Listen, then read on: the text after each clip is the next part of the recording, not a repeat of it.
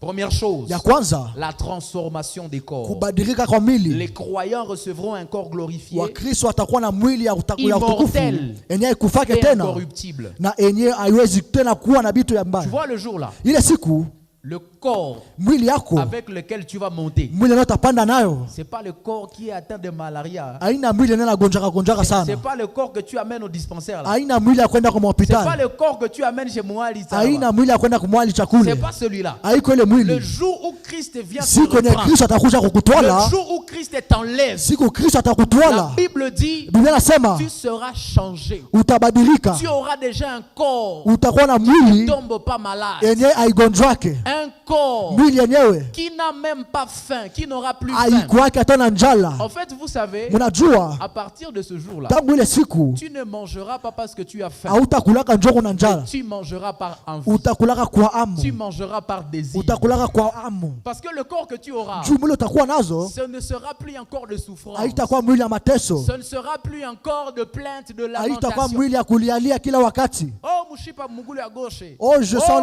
lorsqu'il ya me fait mal. muligoti.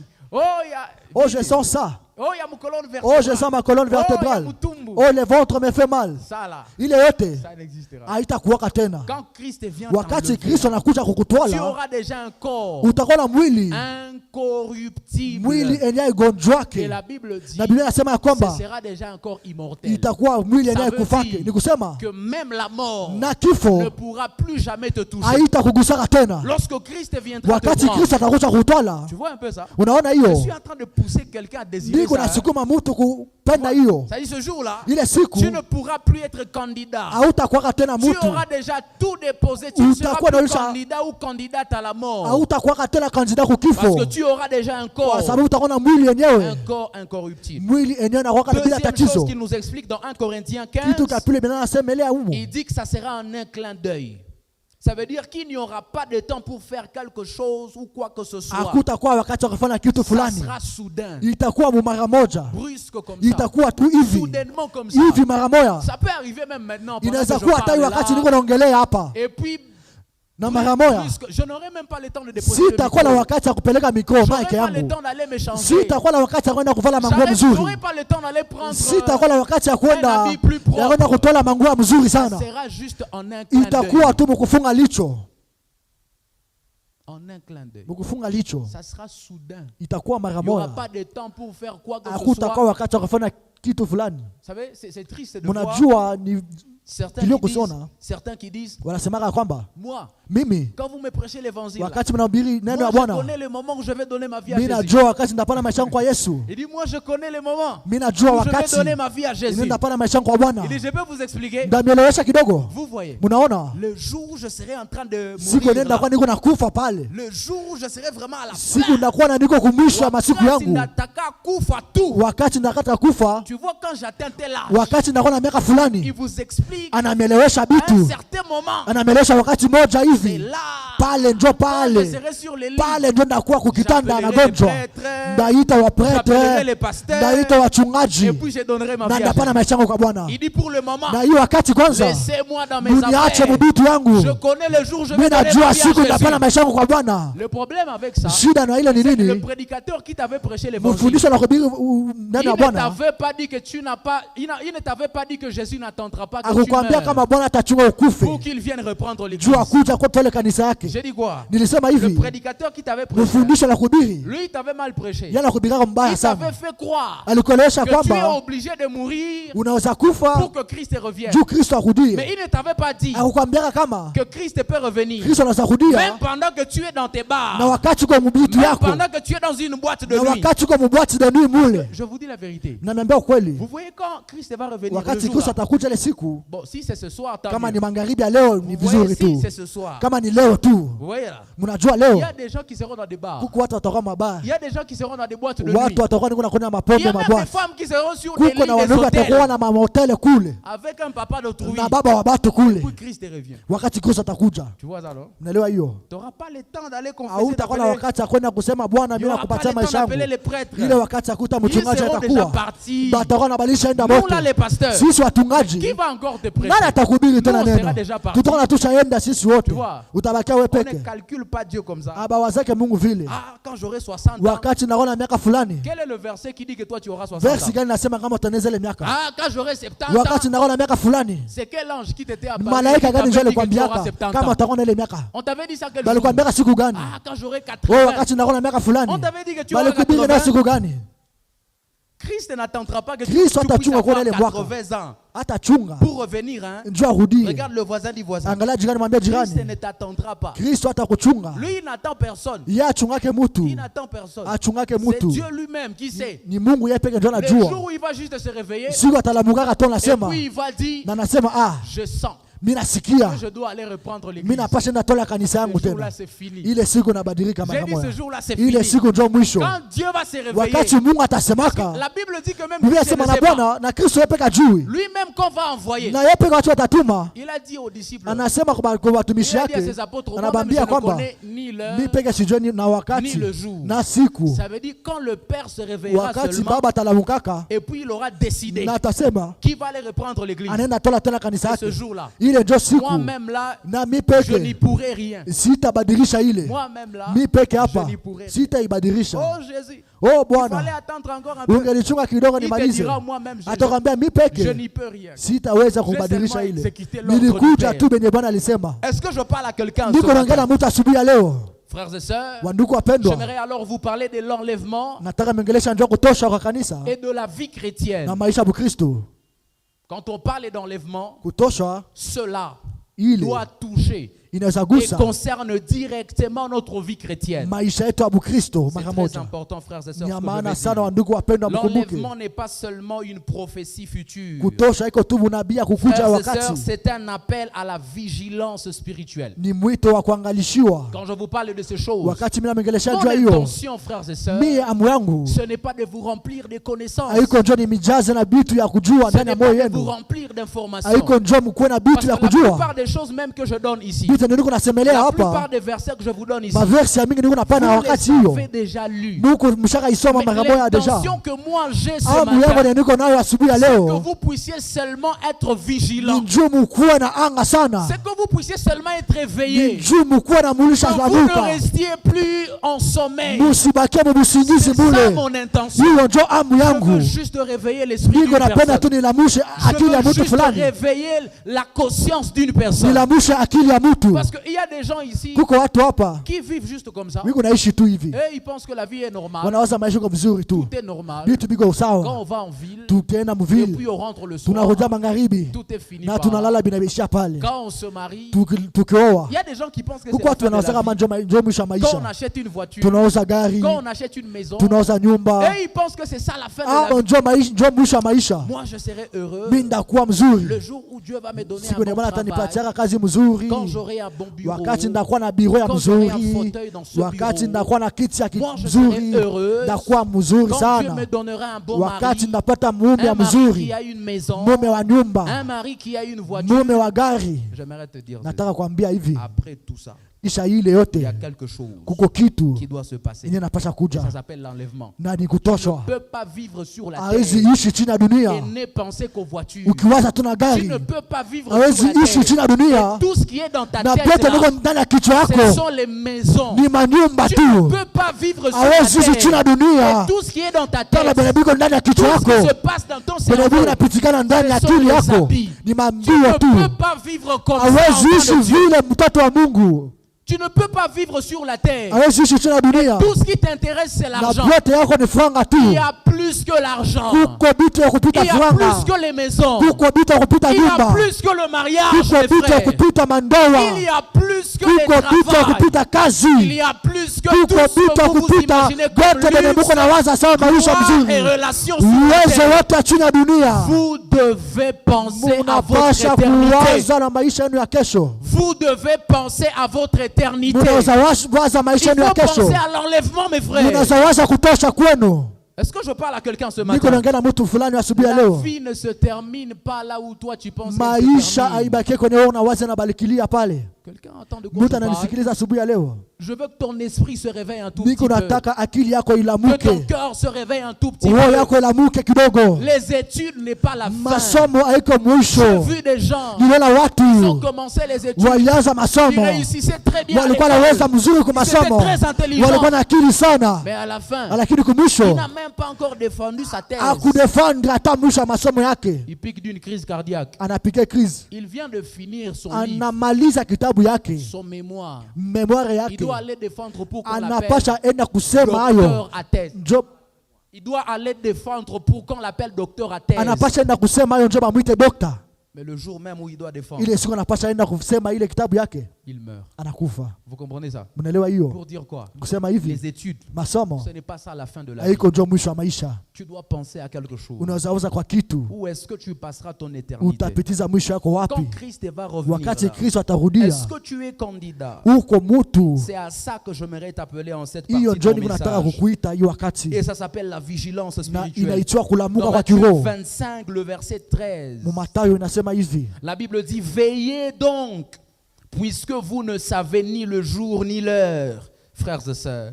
Dans 1 Jean 3, le verset 3, Jean qui est en train de parler de l'enlèvement, il dit, quiconque a cette espérance, c'est-à-dire l'espérance du retour de Christ, quiconque a cette espérance en lui se purifie comme lui-même est pur.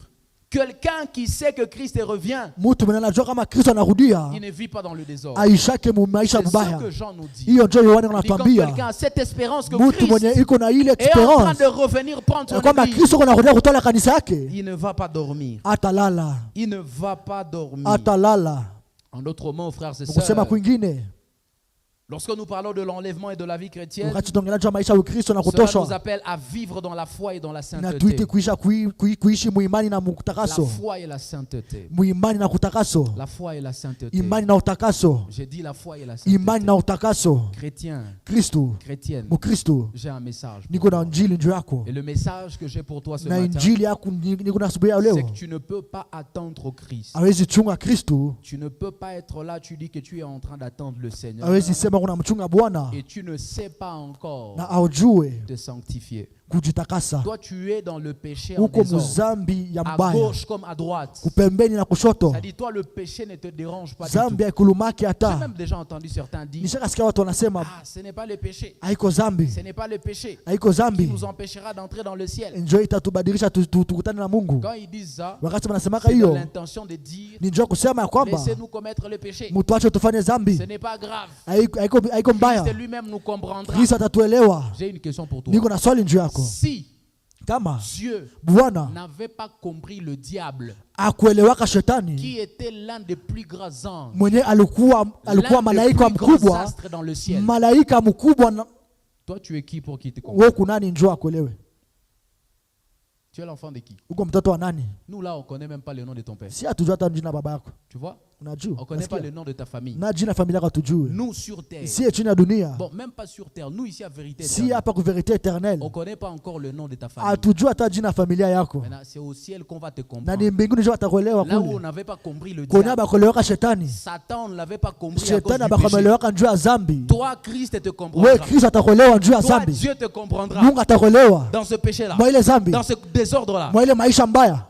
Vous dites deux fois des choses que vous ne Munasemaka comprenez vitu na mwele wake. pas. Frères et sœurs, Wandugu wapendwa, il n'y a pas de place pour les pécheurs au hakuna ciel. nafasi ya batenda zambi chini ya dunia Regarde le ndani ya voisin, mbinguni. rappelle-le lui, rappelle-lui ça. Mwambie jirani, Non, rappelle ça à ton mwambie voisin. jirani, mwambie Il jirani. n'y a pas de place pour les pécheurs au ciel. Hakuna fasi kwa batenda Cette zambi place-là n'a mbinguni. jamais existé. Ile fasi haikakuwa. Vous savez quoi? Mnajua Quand je tena, vous parle de place là, je ne vous wakati parle mimi pas, naongelea njoo ya fasi, je ne vous parle pas en termes d'image. sisemelee njoo ya picha. Lisez Actes des Apôtres 1. Musome verset Watendo wa 9. Mitume wa kwanza. La Bible dit Tu as que neuf. quand Christ est en train de Wakati monter, Kristo anapanda, c'est-à-dire quand il est en train d'être enlevé, wakati kunatoshwa, il donne une promesse à ses apôtres. anapana neno kwa Il watumishi leur wake. dit, quand je vais comme ça, Wakati kisi mimi naenda j'ai hivi, un travail que je vais faire. niko na kazi niko naenda kufanya La kule. Bible dit, il dit à ses disciples, Anabambia hivi, je vais aller vous préparer une niko naenda place. kumitayarishia fasi. J'aimerais te dire ce matin Nataka kuambia asubuhi ya leo, que Christ, s'il est allé Kristo kama préparer alienda une kutayarisha place, fasi, c'est pour une catégorie de gens. ni jua batu fulani, Ce n'est pas pour tout le monde. haiko jua batu wote. Et il n'y a pas de place pour les pécheurs na au ciel. iko hakuna nafasi ya batenda Parce que dhambi tous les mbinguni. pécheurs, la Bible Batenda dit, dhambi wote Biblia vous inasema savez, quand Dieu a précipité Satan sur la wakati terre, Bwana alituma shetani chini ya vous dunia, savez qu'il n'était pas seul. mnajua kama kwa yeye peke. Est-ce que ton voisin sait ça? Jirani anajua ile. Quand Dieu a précipité Wakati Satan, Mungu alituma shetani sur chini ya dunia, terre, chini ya dunia on ne hapa. l'avait pas chassé du ciel seul. Hein. Hawakumtumaka chini ya dunia La yeye Bible dit peke. on l'avait chassé Biblia avec inasema tous ceux qui étaient alikuwa na d'accord avec bote lui. wenyewe walikuwa C'est-à-dire ndani. tous ceux qui étaient en accord avec son Kila péché. mtu alikuwa ndani ya dhambi yake. Comme pour dire, Ni kusema hivi, Dieu avait dit, Mungu moi alisemaka je n'ai pas de place pour les mimi sina pécheurs ici. nafasi ya batenda dhambi kule Même mbinguni. si c'est toi qui as conduit ces Hata gens-là. kama ni wewe ndio umenelewa Parce batiza. qu'eux aussi sont devenus pécheurs. Sisi nabo tumekuwa tena dhambi, Ils vont s'en aller avec toi. bataenda na wewe chini ya Parce que je n'ai dunia. pas de place pour les Sina pécheurs ici. nafasi ya batenda dhambi hapa. C'est dans ce ciel-là que tu veux aller. Dans Kwa ile cette mbinguni maison-là. tunataka uende na mwile maisha Tu te mbaya. prépares à entrer dans un Uko endroit comme unajitayarisha ça. kwenda mafasi ya vile. Dans le péché où tu es là. Mzambe niko nayo. Dans le vol. Mkuiba. Dans l'impudicité où tu es là. Mubusharati niko namo. C'est comme ça que tu te prépares Vile njoo unajitayarisha à entrer dans un royaume comme celui-là. kuingia mbinguni saa ya baba. Pour aller s'asseoir où? Njoo ikale wapi? Là. Pale. Tu ne peux même pas devenir un rat. Hakuna hata nafasi yako Il pale. n'y a pas de place. Là. Hata panya hawezi kuwa kule. Pas de place là. Hakuna nafasi ya bapanya Il n'y kule. a pas de place pour les pécheurs. Hakuna nafasi ya batenda dhambi. Deuxième chose. Kitu cha pili, Lorsque nous parlons de l'enlèvement, frères et sœurs, wakati tunaongelea juu ya kutosha kwa et de kanisa, notre vie chrétienne, juu ya maisha yetu Kristo, cela nous demande inatuambia kwamba d'être prêts à tout moment tuwe tayari pour kwa le kila retour du wakati Seigneur. juu ya kukuja kwa Bwana. Et c'est ça la grande mission de l'Église. Na hiyo ndio mission ya Nous, Bwana en ya tant kanisa. qu'Église, Siye Nous kanisa avons la lourde responsabilité tuko na de vous responsabilité préparer, vous qui ya venez à kumitayarisha l'Église, ya kumitayarisha à ndiye mwenendo wake rencontrer le kanisani Seigneur. kukutana na Bwana. Vous savez quoi? Mnajua C'est un grand échec. ni Vous kushindwa pouvez sana venir ici à vérité mkikuja éternelle. kanisani hapa Et verite tout ce éternelle que j'ai comme na enseignement, Benedict nabamfundisha kila les wakati 44 principes pour entrer dans le mariage. 44 principes ya kuingia mundoa, Les 56 principes pour gagner de l'argent 56 facilement. principes ya kukuwa na franga mbio, Les 37 principes 37 pour principes entrer dans sa saison. ya kuingia wakati Vous yake. voyez tous les thèmes que je viens de vous donner Hii là. bete nuna mbili Ça hapa, là, ça concerne pas le ciel. hii haina vya mbinguni, Ça concerne la ni terre. chini ya dunia. Le mariage là. Ndoa Il n'y a personne qui va rester marié au hakuna ciel. mwenye atendaka na bwana yake Là, il n'y a nyumba pas mari et femme de kule, quelqu'un. hakuna bwana na bibi kule. Dans le mariage là, Kule ndoa, c'est une affaire de la ndoa terre. ni chini ya dunia. Moi, si je vous donne Mimi 144 nikipatia principes pour accéder au mariage, 144 principes ya kwenda mundoa, je ne vous prêche pas encore le ciel. siku na bibiri kwanza Vous avez mbinguni. compris, non? Mnaelewa hiyo? Si je vous prêche Nikihubiri 86 principes pour entrer dans 86 sa principes gloire. ya kuingia ndani ya maisha yake, Non, ça ile pale ne concerne pas le haina ciel. vya mbinguni, Ça, c'est sur la ni terre. chini ya dunia. 86 principes 86 kanuni pour savoir maîtriser l'homme de sa vie. njuu ya kuweka. Amen papa, Pour savoir maîtriser l'homme de sa vie. njuu ya kuweza kuikalisha bwana yake Il n'y a chini. personne qui va maîtriser l'homme Hakuna de sa vie au ciel. mwenye amina, Il n'y a personne à qui on va demander de maîtriser l'homme hakuna de mwenye sa vie. atamwambia kama maîtriser bwana yake Au ciel là-bas, kule mbingu. il n'existe pas. Akuwake na hata Celui kuwaka qui va les maîtriser. mwenye hata maîtriser bwana yake Il y a ndoa. l'homme de la vie de qui même là-bas? Hakuna bwana wa mtu kule Il mbinguni, n'y a pas l'homme de la vie de quelqu'un. hakuna là-bas. bibi wa mtu kule Là, il y a mbinguni. Christ. Kule ni Et Kristo voilà les saints qui l'adorent. na kuko menebuku na Il n'y a mobu. pas enfant de quelqu'un. Hakuna mtoto wa Il n'y a mtu, pas mari de quelqu'un. hakuna bwana wa Il n'y a mtu, pas femme de quelqu'un. hakuna bwana wa Donc, bibi wa si je te mtu. prêche ça, Nikikubiri hiyo, ça c'est la terre que je hiyo te ni prêche. chini ya dunia njoo Je ne nahubiri t'ai pas nayo. encore prêché le Si ciel. ya hein. kubiri mbinguni, Si je dois te prêcher le ciel, nikihubiri mbinguni, je dois te mettre en cœur là. il faut nitie ndani ya moyo Ton yako, cœur et dans ton ndani esprit. ya moyo yako na C'est-à-dire, ndani ya quand je akili te yako. parle là, toi-même, Wakati unaongelesha unasema wewe toi-même, peke, tu sens que tu es obligé d'organiser ta vie. il faut maisha yako itengeneze. Tu sens que tu es obligé d'arranger ta Unasikia vie. maisha yako napasha itengeneza, Parce que tu Kwa as comme sababu, l'impression que Christ est à la porte comme ça. unawaza kama Kristo Tu kwa as même mlango, comme l'impression qu'il est déjà en train de toquer. Kristo kuna kokona kwa Tu as mlango même yako. comme l'impression que c'est ce soir qu'il Uko va na wewe sema ni revenir. magharibi leo atakuja. Si Kama tu atteins ce niveau, unalewa unafika moi kwa ile j'aurai navyo, accompli ma mission. mimi namaliza mission yangu. Et c'est pour ça que je suis venu te Na parler hiyo ce njoo mimi matin. nakuwa kuongelesha asubuhi ya leo. Eh, écoute, Nisikilize. est-ce que tu sais Unajua que Christ Kristo est à la porte? iko kumlango. Non, regarde le voisin. Angalia jirani. Pose-lui la question. Muulize simplement. jirani. Est-ce que tu sais Unajua que Christ Kristo est à la porte? iko kumlango. Ushaka mfungulia. Muulize jirani. Est-ce que tu sais ça? Unajua hiyo? Ou bien tout ce qui se passe dans ta tête, Wala mkichwa yako wote. les kiosques, il Cette boutique y a là, rouge et Yves. cette boutique rouge, C'est tout ce qui est dans ta tête. il est toujours mkichwa yako. Mais on est ensemble, quand nous est à beige, Cet ensemble là, je dois payer quelle couleur? c'est tout ce qui est dans ta tête. Il est toujours mkichwa Ça, là. yako. Il est C'est sur la tête. ni chini ya Tu dunia. vas laisser même. Hautavalaka Tu ne sauras mbinguni. même pas où est ta valise. Hautajua na kwenye Le valizi jour yako na qu'ils va kuwaka. t'enlever, Siku natakuja savez, quand tu penses à ça, wakati unawaza des ile fois tu es même dégoûté d'acheter les habits. unakuwa unaulisha degutu Parce que tu au dis, pendeke donc, tena tout kuuza ça, na je vais manguo laisser. vyote En ndabiacha quoi bon acheter un habit de 4000 $? niuze nguo ya $4000 Ça ici, si Christ vient, Kristo akikuja je serai enlevé sans même mi porter. ndaenda bila kuivala ta Tu comprends ça? unaelewa hiyo Parce qu'il est à la porte. juko kumulango Quelqu'un comprend ça? mtu anaelewa Et c'est ce que nous devons faire. ile ndio tunapasha fanya J'aimerais que chacun de nous soit atteint ce niveau-là. nataka tukue na ile mawazo ya Frères et vile sœurs, Christ revient bientôt. wandugu wapende Kristo Et ce n'est kunarudia pas une fable. na hiyo haiko Ce tu n'est pas historia une histoire, haiko frère. historia wandugu Ce n'est wapendwa pas un montage. haiko tu bitu alituambiaka Christ est à la porte, Kristu mes eko frères. kumulango wandugu Il est en wapendwa train de revenir, iko mes amis. narudia wandugu Christ est en train de Kristu revenir. eko J'aimerais narudia encore le dire à quelqu'un ce matin.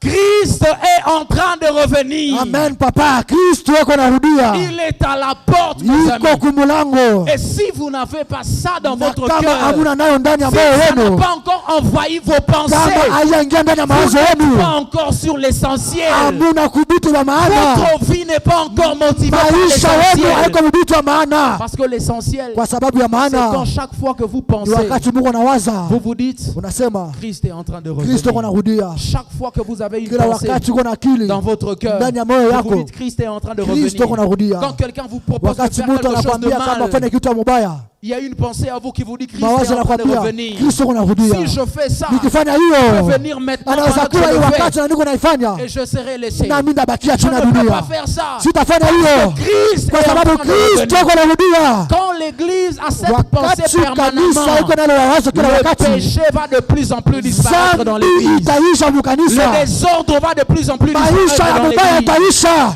L'impudicité va de plus en plus disparaître usharati dans itaisha l'église. mukanisa Les affaires ici de poison, tellement vitu vya kutilia empoisonnées, mapoison ça kwa va watu disparaître dans vitaisha l'église. mukanisa Lorsque l'église sera wakati consciente kanisa itaelewa que kwamba Christ est à la porte. Kristo eko kumulango amina Et c'est ça le message de l'évangile. hiyo ndio injili ya Nous ne pouvons pas venir à l'église hatuwezi kukuja hapo et kanisa prêcher toujours na l'argent. tunakubiria tu Nous ne pouvons pas mafuranga venir à hatuwezi l'église kuwa et kanisani prêcher toujours le na mariage. tunatubiri tu Je mandoa ne suis pas contre ces choses. siko kwa bili Parce que hapana moi-même je les niye enseigne. peke mimi nabifundishaka Moi-même je les prêche. niye peke mimi Mais on ne peut nabifundishaka pas vous prêcher seulement lakini ça, mes frères. hatuwezi bifundisha tu ile Il y a bien wandugu plus que ça. kuko vya kupita Le ile royaume de Dieu. mbingu ya Il y a Bwana plus que les kuko vya études. kupita C'est le kabisa royaume de Dieu. mbingu ya Il y a Bwana plus que les kuko vya habits. kupita C'est le uzalio royaume de mbingu Dieu. ya Bwana Il y a amana bien plus que papa les choses. avance de la papa terre. C'est amina le royaume de Dieu, mes mbingu ya frères. Bwana wa ndugu Et si on ne vous prêche pas na ça, kama tumubiri si ile vous n'avez pas ça dans kama votre muna cœur, ile à tout makili moment, yenu kila si wakati vous n'avez pas ça dans votre kama cœur, muna à ile tout ndani ya roho wenu moment, on aura échoué la mission. tutashindwa Donc quelqu'un me donne un mot d'amen. mtu ananipatia mbele mzuri Est-ce que ton amen bon courage? avance papa Troisième chose, kitu cha tatu lorsque nous parlons de l'enlèvement et de la wakati vie tunaongelea juu ya chrétienne, kutosha maisha ya cela Ukristo doit garder en nous la flamme de l'espérance. inapasha kubakilia mwetu moto Parce que kwa sababu c'est quelque chose qui nous demande de la ni foi. kitu nalombaka imani C'est quelque chose qui vient dans un futur proche. ni kitu unakuja hapa unakuja hapa maima siku za kukuja Et nous devons garder cette espérance-là. na tunapasha kuwa na ile La imani raison pour laquelle je viens vous prêcher ce message, kinani kuhubiri jumbe c'est pour que vous puissiez garder cette ni espérance. njoo mubakie na hiyo C'est pour que vous imani puissiez garder cet espoir. ni njoo mubakie na hiyo Christ imani est à la kama porte. Kristo kwa Il est kumulango en train de revenir. Kristo kuna kuja Et ce que j'aime, na mimi c'est que napendelea quand il reviendra, wakati atakuja il n'y aura plus de souffrance. hakutakuwa tena Il n'y aura mateso plus de maladie. hakutakuwa tena Il n'y aura magonjwa plus de perte d'argent. hakutakuwa tena Il n'y kupoteza aura mafranga plus de ceci. Il n'y hakutakuwa aura tena plus hiyo d'empoisonnement. hakutakuwa tena Il n'y aura mapoison plus d'accident de hakutakuwa circulation. tena Quand maaksida il reviendra, mes wakati frères, atakuja wa ndugu toutes ces choses prendront vile fin. vyote Et vitaisha vous devez garder na cette munapasha espérance, mes kuwa na frères. ile imani ndani ya moyo wenu Ça doit être allumé inapasha kuwaka permanemment au-dedans de kila vous. wakati ndani yenu Voici la dernière chose kitu cha mwisho que cela nous enseigne. Ça inanatufundisha nous demande de garder notre cœur pur. inatulomba tubakie na moyo yetu ya utakaso La Bible dit, heureux ceux qui ont le cœur pur, car ils hériteront le royaume de Dieu. Dans Matthieu 5, le verset 8. Heureux ceux qui ont le cœur pur, car ils hériteront le royaume de Dieu.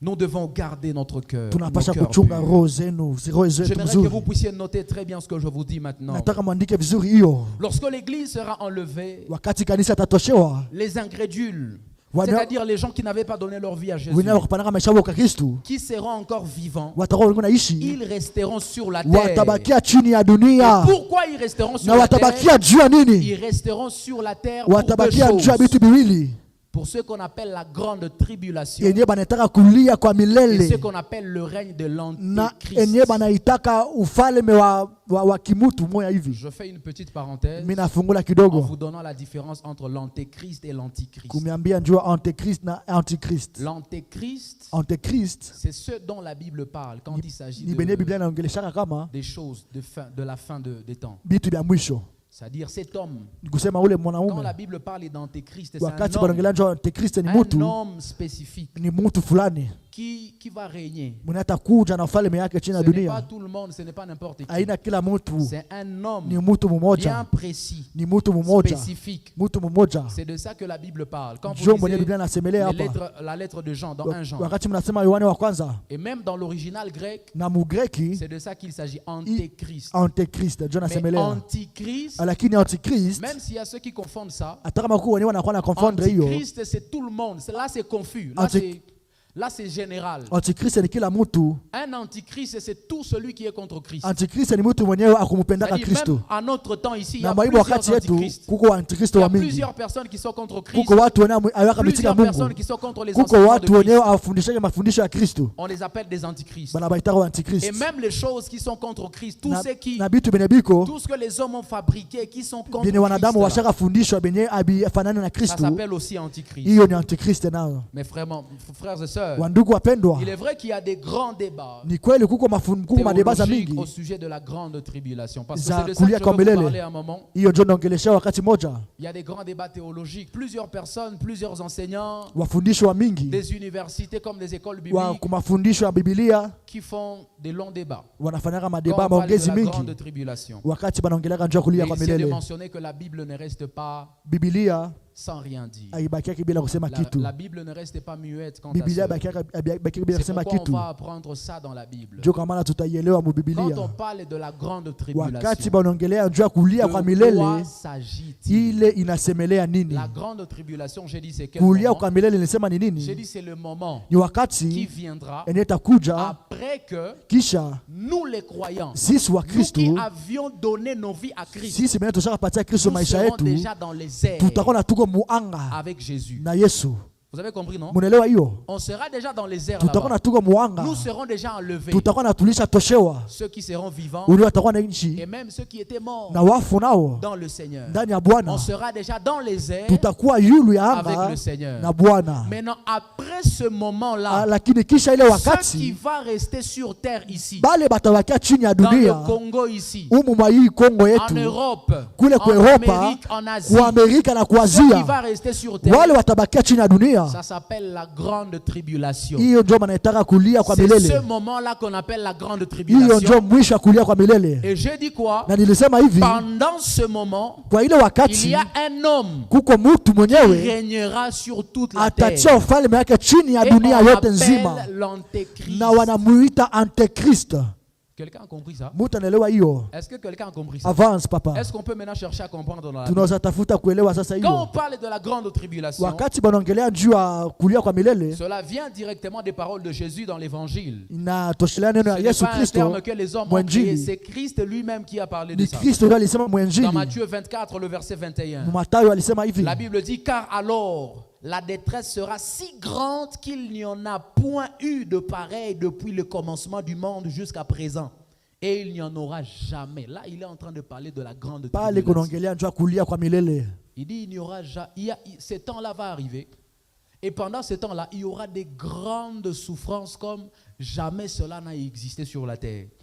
Et c'est une période, frères et sœurs, unique dans l'histoire. Na ni wakati tu mdogo ya historia, C'est une histoire qui n'a jamais existé. ni historia yake Une yakafanyiziwaka, période qui n'a jamais existé ni wakati naye et yakafanyiziwa qui ne sera plus jamais. na haitakuwaka tena, Mais elle est caractérisée de 4 choses. lakini kuna vitu ine Est-ce qu'on peut avancer? tunaweza endelea. Regarde le voisin dit voisin. Voisin, Est-ce que tu es toujours dans la logique? uko natufuata tu, Parce qu'on va maintenant parler de jugement éternel. tutaongelea juu ya hukumu ya Tu vas milele comprendre sasa. pourquoi j'ai commencé là-bas. Tu ne peux pas comprendre le jugement Hawezi éternel elewa hukumu ya sans milele comprendre cette logique-là. bila kuelewa jinsi tulianza. J'ai dit on est enlevé déjà dans les airs. Nilisema non? tulishatoshwa ndani ya N'est-ce pas? hukumu milele. On est Ndio, déjà, nous on est déjà dans les airs. tuko avec deja Christ. kuwanga na Kristo, On a déjà été enlevés. tulishatoshewa. Ceux qui étaient dans le Seigneur, Biblia ilikuwa ndani ya Bwana, vivants comme déjà morts. wa kifo na wa mwenye Nous, on est kunaishi, déjà dans les airs. tuko mwanga. Et puis sur la terre, na chini ya dunia ce qui va rester, wale la watabakiaka période qui va se passer, wakati c'est celle netapitikanaka qu'on appelle la grande ni enyewe tribulation. banetaka machozi ya Et milele le règne na de utukufu l'Antéchrist. ya Antikrist. C'est de ça qu'il a parlé, n'est-ce pas? Na hiyo ndio aliongelea Jésus, hapa. quand il en parle, il dit Yesu wakati c'est anaongelea une anasema période qui sera caractérisée ni wakati netakuja Premièrement, na kitu cha kwanza d'une intensité de souffrance sans précédent. mateso ya milele eneo C'est-à-dire yakafanyiziaka les choses tena qui vont se passer pendant cette bitu période. bitakuwa napitikana ile wakati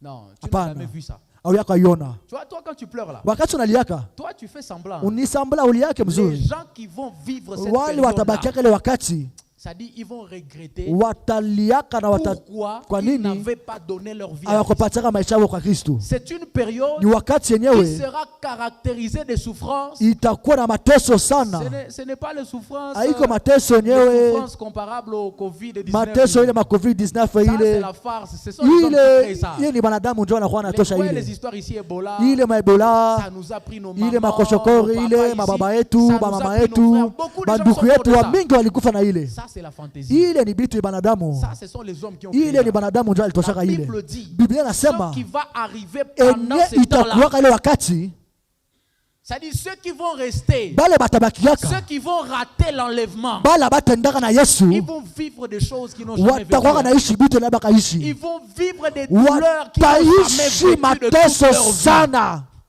Une intensité de souffrance. mateso ya kufatana. C'est pas les genres de maladies, toi tu fais semblant. Iko magonjwa na nafaka sambla ile Le matin, on vient asubuhi t'appeler. banakuita On vient t'appeler pour aller torchonner à la maison. banakuita ugowope nasema Ah, j'ai mal aux pieds, j'ai ah, mal aux niko nasikia miguu na vimba. Ça, ce sont les souffrances des Ile semblants ni que tu fais mateso là. tu ya masambla ya Pendant la grande tribulation, wakati ya machozi ya milele, il y aura une souffrance kutakuwa mateso sana. qu'on ne peut. La Bible dit. Biblia Vous inasema, savez, vous voyez quand Jésus a parlé de ça mnasikia kisi Yesu alisemelea mo dans Matthieu, n'est-ce pas? Mathayo anasema hivi, Jésus lui-même, quand il a parlé, wakati anasemelea anasema lui-même ne sait pas détailler ça. ajui Il ne sait pas kuisemelea, décrire. ajui Il dit c'est kuiita. seulement une souffrance qui n'a jamais Anasema ni existé. mateso eneo yakaonekana chini ya dunia, Il dit c'est une souffrance qui n'a jamais ni existé. mateso eneo yakaonekana chini ya dunia. Là, là, là. Pale pale Ça concerne les gens ile ni qui vont batu rater l'enlèvement. benye abatatoshewa na Les Mungu, gens qui avaient refusé Christ. benye balimkatala Kristo. Je suis en train de parler à quelqu'un là. Niko naambia mtu hapa, Faut pas vivre ça. usiishi ile, J'ai dit il faut pas vivre ça. usipendelake kuishi mateso. Vaut mieux Vomie manquer l'argent kukosa franga et accepter de ne pas coucher Na ku- avec un papa marié. na kuitika usilale na baba ya batu.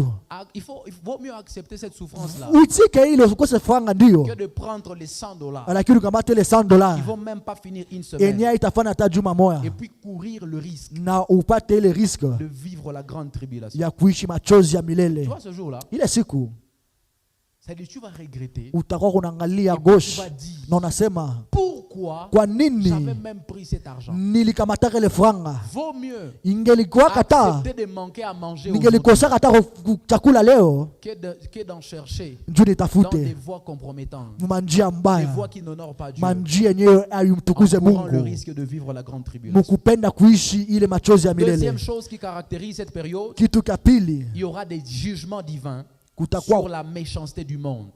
Je vais tout à l'heure vous parler très rapidement. ndaisemelea, Je n'aurai vraiment pas le temps de détailler tout sitakuwa na ça. wakati ya kuisemelea mzuri. La Bible en parle dans Apocalypse. C'est quand on Biblia parle des inasemelea sept juu ya sceaux. Apokalipsi, wakati wanaongelea juu ya masozi C'est saa un saba, enseignement encore un peu plus ni long. mafundisho ingine hiyo, Mais pendant cette période-là, lakini wale il y wakati a des jugements. kuko Il y a des mahukumu, maladies qui vont arriver. kuko Des magonjwa maladies zitakuja, qui n'ont jamais existé. magonjwa naye Il y a yakakuja, des épidémies qui vont arriver. kuko magonjwa Qui n'ont takuwaka jamais existé. enye ayakaonekana chini ya Il y a dunia. une façon d'esclavage, une forme d'esclavage qui n'a Kuko jamais utumwa, existé. utumwa naye takuja naye akakuwa Que le kuja, monsieur là qui va régner enye ule antikristo atakuja va soumettre ataitia à chini ya tous dunia, ceux qui vont rater kwa l'enlèvement. kila mtu atakosa ile C'est-à-dire, ils atakosa seront kutoshewa, traités comme jamais personne n'a été traité avant. batakuwa na Il va maltraiter les gens comme jamais cela n'a existé avant. batakuwa naishi butumwa mbaya sana, Des jugements divins hukumu ya sur la mbinguni méchanceté du monde.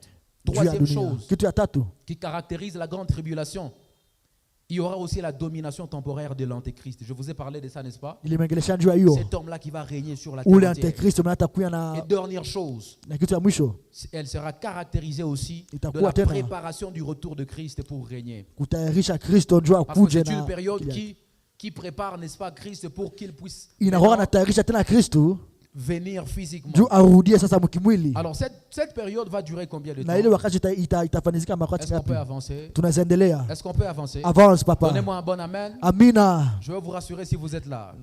Je vais me rassurer si vous êtes là ce Nataka matin. fata kama Mungu na nia Est-ce asubuhi. qu'on peut acclamer le Seigneur? Tunaweza shangilia Bwana.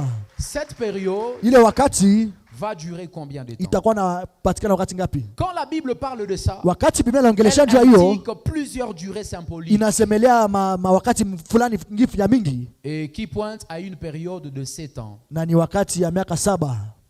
Quand on va lire la Bible, il y a 3 textes que je vais vous donner tout à l'heure. Na mipatia testo zitatu Deux textes tutasoma qui parlent de zinaongelesha juu ya des périodes symboliques. Quand vous lisez juu ya la wakati tunasoma les textes Biblia, en question, quand vous les lisez, wakati mnaisoma sans avoir des versions bila kukuwa na maversion za de Biblia la Bible zingine qui vous facilitent à comprendre ça, juu ya kuelewa hiyo, vous ne pouvez pas comprendre qu'il s'agit de ces 7 ans. amweze elewa kama De la ni grande miaka tribulation. 7 ya kulia kwa machozi. Mais les textes de la Bible parlent de ces périodes-là. Inaongelea juu ya wakati yenyewe. Prenons par exemple Daniel chapitre 7, le verset 25. Tutwale Dania, La Bible dit il prononcera des paroles contre le Très-Haut. Ça c'est maintenant l'Antéchrist, n'est-ce pas? ule ni Il Antichrist. prononcera des paroles contre le Très-Haut. Il opprimera les saints du Très-Haut et il espérera changer les temps et la loi. Et les saints seront livrés entre les mains pendant un temps, des temps et la moitié d'un temps. Vous voyez comment la Bible parle de ça? mlilo kisi Biblia inasemelea juu ya hiyo. C'est compliqué si Ni vous tatizo kama- n'êtes pas un étudiant de la Bible. Kama amuko mfundisho wa Mais Biblia. quand la Bible parle d'un temps, là on parle de 7 ans. Pale banaongelea juu ya miaka 7. Quand elle parle des temps maintenant au pluriel, Wakati unaongelea juu là on ya parle maintenant des deux déjà subdivisés en 3 pale ni juu ya vitu viwili vinakatiwa mtatu. 3 ans et demi, 3 ans et demi. Miaka 3 kipande miaka 3 kila. Et la moitié d'un temps. Na C'est là maintenant wakati qu'il en parle fulani de ya manière miaka. claire. Apocalypse 13, le verset 5. La Bible dit, et il lui fut donné une bouche. Là, on nous parle de la révélation que Jean est en train de voir. Pale n'est-ce ni pas? Yohana ndio beneko naona bitu. Et il lui fut donné une bouche qui proférait des paroles arrogantes et des blasphèmes. Et il lui fut donné le pouvoir d'agir pendant 42 mois. Quand vous voyez les 42 mois, on parle Ukiona ile de 3 42 ans mois et demi. ni miaka 3 Donc na la kipande. moitié de ces 7 ans-là. Donc kipande ya miaka 7. Vous voyez ça? Munaelewa hiyo? Est-ce qu'on peut avancer? Tunazaendelea. Apocalypse 12, le verset 6. Notez bien ces passages. Hein. Mwandike vizuri. Et la femme s'enfuit dans le désert où elle avait un lieu préparé par Dieu afin qu'elle y fût nourrie pendant 1260 jours, c'est-à-dire 42 mois ou bien 3 ans et demi. Nikusema miaka 3 na kipande wala 42 mois. Là, c'est moi qui vous explique maintenant. Pale ni mimi ndio niko namielewesha. Parce que là, moi, j'ai une version de Bible qu'on appelle la version amplifiée. Juu mimi niko na ma version Biblia beno Elle, nataka quand on version parle de amplifiée. 1260 jours, Wakati banaongelea juu ya dans 1260 les jours, parenthèses, elle mentionne 42 mois mkufungula inaandika 42 mois ou 3 ans et demi. wala miaka 3 na kipande. Vous comprenez ça? Unaelewa hiyo? Donc, cette période-là Ile wakati est caractérisée, elle va durer 7 ans. itakuwa ya miaka 7. Et les 3 premières années et demie, alors, les 3 premières années et demie, Miaka 3 na kipande ya c'est ce mwanzo, qu'on appelle la tribulation croissante. hiyo njoo kulia kwa kunenepa. Bon, là, les douleurs seront en train de commencer. Pale mateso itakuwa kunaanza. Là, ça ne sera pas encore très grave. Haitakuwa ya mzuri ya nguvu Pendant les sana. 3 ans et demi. Kwa ile wakati ya 3 J'ai kipande. dit que ça, c'est après l'enlèvement, n'est-ce pas? Hiyo ni kisha kutoshoka kanisa. Nous qui avons déjà donné nos vies à Sisi Christ, bado tushaka pale maisha kwa Yesu. on n'est plus là-haut. Hatuko tena Nous, kule. on est déjà là-bas. Sio tuko mwanga na Avec Bwana. Jésus. Tuko mbinguni na Nous, on est Bwana. déjà dans les airs là-bas. Tuko mwanga. Ce sont les gens qui avaient Ni refusé bale benye walikatalaka de donner leur vie à Jésus. kupana maisha yao kwa Yesu. Ce sont ces gens Bale njoo qui seront là. batakuwa Pendant pale. les 3 ans et demi, Wale miaka 3 na la kipande. Bible dit Biblia inasema les douleurs mateso seront en train de commencer. itakuwa kunaanza. Ça sera en train de grandir. Iko nanenepa pole pole. Non, il y a une deuxième Na moitié, kuko kipande ya pili c'est 3 ans et demi. ni miaka 3 ya kipande ya Ce mwisho. sont n'est-ce pas, la deuxième moitié, Ni kipande ya mwisho 3 ans et demi qui restent, miaka 3 ya kipande ya mwisho, et ça totalise 7 ans, n'est-ce pas? na hiyo ndio nafanya miaka 7. Cette deuxième moitié, ou Na ile- les 3 dernières années, Na ile miaka 3 ya kipande ya les 3 mwisho, dernières et demie, ile miaka kipande on ya 3 ya appelle ça mwisho maintenant la grande tribulation, banaita kulia kwa mneno sana. au sens strict. Kulia kwa mneno sana na makali Et yote. c'est là maintenant que les douleurs na pale njo mateso vont sasa s'accentuer. njo itaongezeka mbaya. Là, ça sera déjà insupportable. Pale itakuwa ya mbaya sana. Là, ça sera déjà Pale itakuwa mateso ya mbaya sana. insupportable. Itakuwa mateso ya mbaya sana. Pendant les 3 dernières. Ile miaka 3 na kipande ya mwisho. Alléluia. Amina. Maintenant, notez très bien. Na mwandike mzuri. La grande tribulation Kulia kwa est milele principalement marquée par les jugements du monde. Et ça, c'est différent de ce qu'on appelle le jugement na éternel. hiyo iko tofauti na hukumu ya milele. Qui comprend que nous sommes en train d'arriver maintenant? Nani anaelewa kama tuko naenda sasa hukumu ya milele? Qui comprend ça? Nani anaelewa ile? Alors, j'ai dit quoi? Nilisema hivi, La période là de 7 ans. ile wakati ya miaka Pendant que nous, on 7 sera déjà dans les airs. wakati là-bas. tutakuwa mbinguni kule na Nous, on Bwana, sera déjà avec Jésus là-bas. tutakuwa na Yesu kule, Elle sera caractérisée. itakuwa Ou alors, elle est principalement caractérisée. wala kutakuwa bitu C'est ce benyewe qu'on appelle les jugements du monde. banaitaka hukumu ya Voyez milele, les hukumu ya souffrances dunia. là. Ile mateso C'est une façon pour Dieu ni maana bitu ya de Mungu juger les gens qui avaient refusé ya l'évangile. kupana hukumu kwa watu C'est walikatalaka une injili. façon pour Dieu Ni wakati ya Mungu punir les kutesa gens qui avaient refusé la kutesa parole. watu walikatalaka neno, Les gens qui avaient refusé Jésus. kutesa watu walikatalaka Yesu, Les gens qui nous combattaient quand on kutesa faisait watu l'évangile. walikuwa wanatugombanisha Les katika gens qui Biblia se moquaient injili, de toi. watu walikuwa wanakuchekelea. Jésus, Yesu Dieu Mungu punit atabatesa nabo pendant les 7 ans. wakati Maintenant, 7. qu'est-ce qui va se passer Na nini itapitikanaka après la grande tribulation? kisha kulia kwa Là, c'est milele? déjà après 7 ans. Ile ni kisha miaka 7. Qui comprend la logique? Nani dans anaelewa laquelle bene nous tuko sommes? naendea mwayo? Là, c'est après 7 ans. Ile ni kisha miaka 7. Après les 7 ans de la grande Kisha tribulation, miaka 7 ya kulia kwa milele. voici ce qui va se passer. Musikie sasa. Il y a ce qu'on appelle le retour Kwenye banaita visible de Christ sur la terre. kurudia kwa kuonekana kwa Kristo Après chini ya ces dunia. 7 ans, Kisha miaka 7 Christ Kristo va maintenant mettre ses pieds sur terre. atatia sasa miguu yake chini ya Je dunia. t'ai dit quoi? Nilikwambia nini? Pendant l'enlèvement, Wakati il ne tutatoshelewa mettra pas ses pieds sur terre. atatia miguu yake chini ya Là, dunia. il va rester dans les airs. Atabakia kuanga. Mais après les 7 ans de la grande Kisha ile tribulation, miaka 7 ya kulia kwa machozi, maintenant, je vais te dire ce que nous, nakwambia sasa bwana on sisi sera en train de faire là-bas. tutakuwa nafanya kule hilo. Qu'est-ce que nous, on sera en train de Si faire tutakuwa dans les nafanya nini airs? kule hilo? Nous, n'est-ce pas, on n'est plus sur la terre. Si hatuna tena duniani. On est déjà dans les airs Tuko là-bas. mbinguni. Avec lui, n'est-ce pas? Ndio. N'est-ce pas? Ndio. C'est ça que j'ai dit, non? Ile ndio nilisema. Maintenant, nous là, Sisi pendant sasa qu'on sera là-bas, wakati tutakuwa kule et mbinguni, la première chose déjà, kitu cha kwanza on nilisema aura été changé. Ça tutabadilika. veut dire nos corps Mamili ne zetu seront plus corruptibles. hazitakuwa Là, tena on aura mamili déjà za des corps qui ne peuvent plus tomber tutakuwa malades, naishi mamili tutakuwa nagonjwa des tena, corps qui ne peuvent plus mourir, mamili enyewe itakufaka des tena, corps qui ne souffrent plus. mamili itatesekeka tena Là, dans les airs. kule mbinguni. Deuxième chose, Kitu cha pili on sera en train d'être couronné, tutakuwa na tuko natiliwa deja makorona, rémunéré, tunalipiwa payé, tunalipiwa chacun kila mtu selon gisi le travail. alitumikaka. Ou alors la Bible, quand elle parle de Wala ça, Biblia inasemelea dans 1 Corinthiens chapitre 3, Wakorinto wa 3 la Bible parle de la qualité du travail de Biblia chacun. inasema juu ya mafaso mtu alitumika kazi yake chini ya dunia. Tu vois?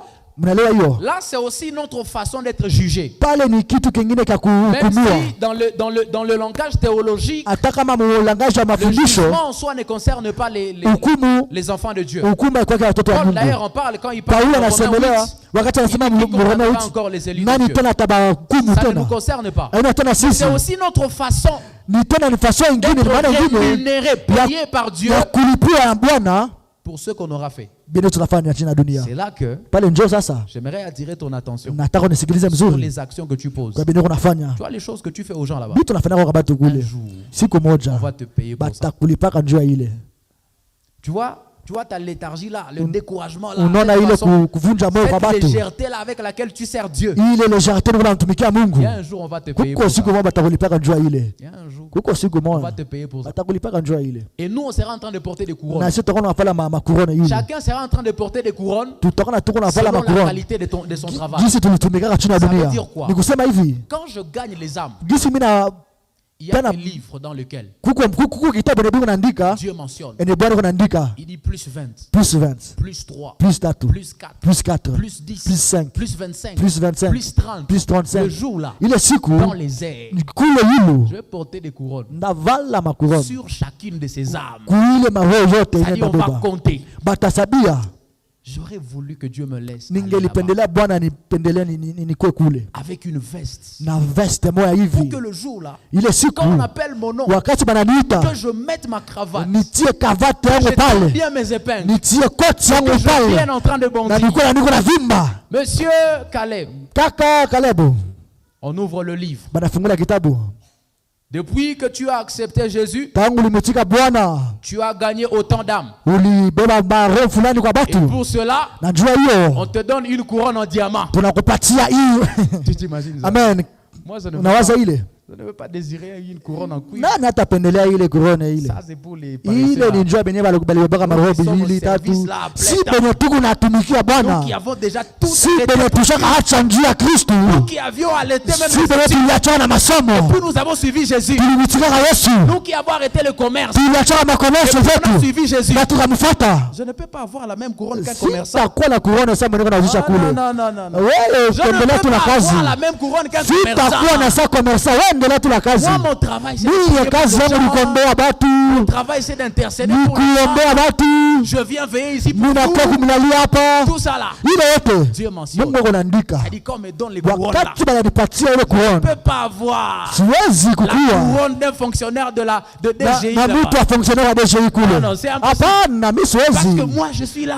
Mimi niko hapa kila wakati. moment, Kila J'ai wakati. tout arrêté pour Niliacha yote njia ya Kristo. à un moment donné. Na kisha wakati moja J'imagine qu'il est un ange niko nawaza huko malaika que Dieu va mandater. mwenye bala atatuma. Et puis il viendra Anakuja sasa kwangu. devant vous tous. Mbele yenu Et wote. puis il dira, Anasema sasa. Monsieur Caleb, Baba Kalebu, nous avons mentionné tuliandikaka que lorsque tu as fini tes études, wakati ulimalizaka masomo yako mudroit, tu as fait le droit privé. ulifanyaka droit privé. Quand tu as fini tes études, Na wakati ulimalizaka masomo tu yako, t'as appelé au ministère. Mungu alikuitaka mkazi Tu yake. as accepté Ulitikaka de laisser ta carrière de journaliste. uacha kazi yako ile Tu es allé dans les histoires d'église. na uenda mubita kanisa. Il y a un autre ange Na kuko malaika qui mwingine vient là-bas. anakuja sasa Le pale. mandat aussi. Anakuja sasa pale naye. Viens. Anasema Dis moi aussi, niye sasa j'avais noté niliandikaka que tu faisais le business. ulifanyaka business yako. On a vu que tu vendais des parfums. Ulikuwa unalisha Tu maparfum vendais même les habits. na manguo. Mais quand Dieu t'a appelé, Wakati Mungu t'a alikuitaka demandé de tout arrêter. alikwambia wache bote. Tu as tout arrêté Na pour lui. ukaacha yote njia yake. J'avais aussi mentionné ça. Niliandika na Lui mie. aussi vient avec Na toi. anakuja naye. Il met sur la tête. Tobi njo Il y ile. a un autre qui Na vient. mwingine anakuja Et naye. on avait appris Nini ulisemaka ta kwamba famille t'avait traité na de fou. familia yako ulisema kwa Quand tu mugina. avais voulu commencer Wakati l'église, kwanza il kanisa y a des gens qui disaient kuko watu que tu walisemaka es orgueilleux. Il y unavimbaka a des gens sana. qui disaient Walisemaka que d'ailleurs tu ne connais pas les choses de Dieu. haujui vitu ya Mungu. Tu avais supporté les critiques. Ulikuwa mzuri sana, ulikuwa na Moi aussi nguvu. j'avais Na mentionné mimi niliandikaka que ile tu es un héros. kama uko wewe Viens aussi avec une couronne. anakuwa nayo na Il kitu vient mettre sur la anatia tête. kwa kichwa Ça, ile c'est l'ambiance. ile njo ambiance ya Sera là dans les mbinguni. airs. Ile njo ambiance ya Pendant les mbinguni. 7 ans. Kama on avance papa. Encourager quelqu'un qui sait Amen. Mtu unatumikia le Mungu. travail que tu fais là. Kazi leo unafanya. J'étais déjà prêché. Nishakuhubiri. Dieu ne te paye pas seulement sur Mungu la terre. akulipaka kitu na dunia. Même dans les airs Na là-bas. mbinguni kule. Après l'enlèvement, Kisha il kutoshea. viendra avec de couronnes. Tatakuja. Il donnera la couronne Atanipatia nalo. selon la qualité du service. Hii Selon unatimizaka. la qualité du Hii travail. unatimikaka. Tu avais accompli pour Christ. Kimya dunia. Dieu ne peut pas me payer. Mungu atanilipa. Moi, quand je me mets à genoux, Wakati niko natanga magoti je peux yangu. faire 7 heures. Naweza fanya 7 Et heures. pendant 6 heures Na de temps, 6 heures du temps. je suis en train de prier Niko pour na toi. kuombea tu. Eh, bénédicte. Bwana. Eh, Bwana. Bwana. Bwana. Bwana. Nilisema pendant 6 Et heures. c'est pendant 1 heure Na 1 heure. que je prie pour moi. Ndio niko naambia juu Toi, yangu. tu pries pendant 30 Wewe unaomba minutes. juu 30 minutes. Et pendant les 30 Hiyo minutes, 30 minutes. tu pries seulement pour ton Wewe travail. unajembelea njoo kazi yako tu. Quand on nous paye, Wakati comment wanatulipa. tu veux qu'on nous paye de la Unapenda même watulipe manière? tu juu pamoja. On ne peut pas nous payer de la même Hatuwezi manière. lipia pamoja.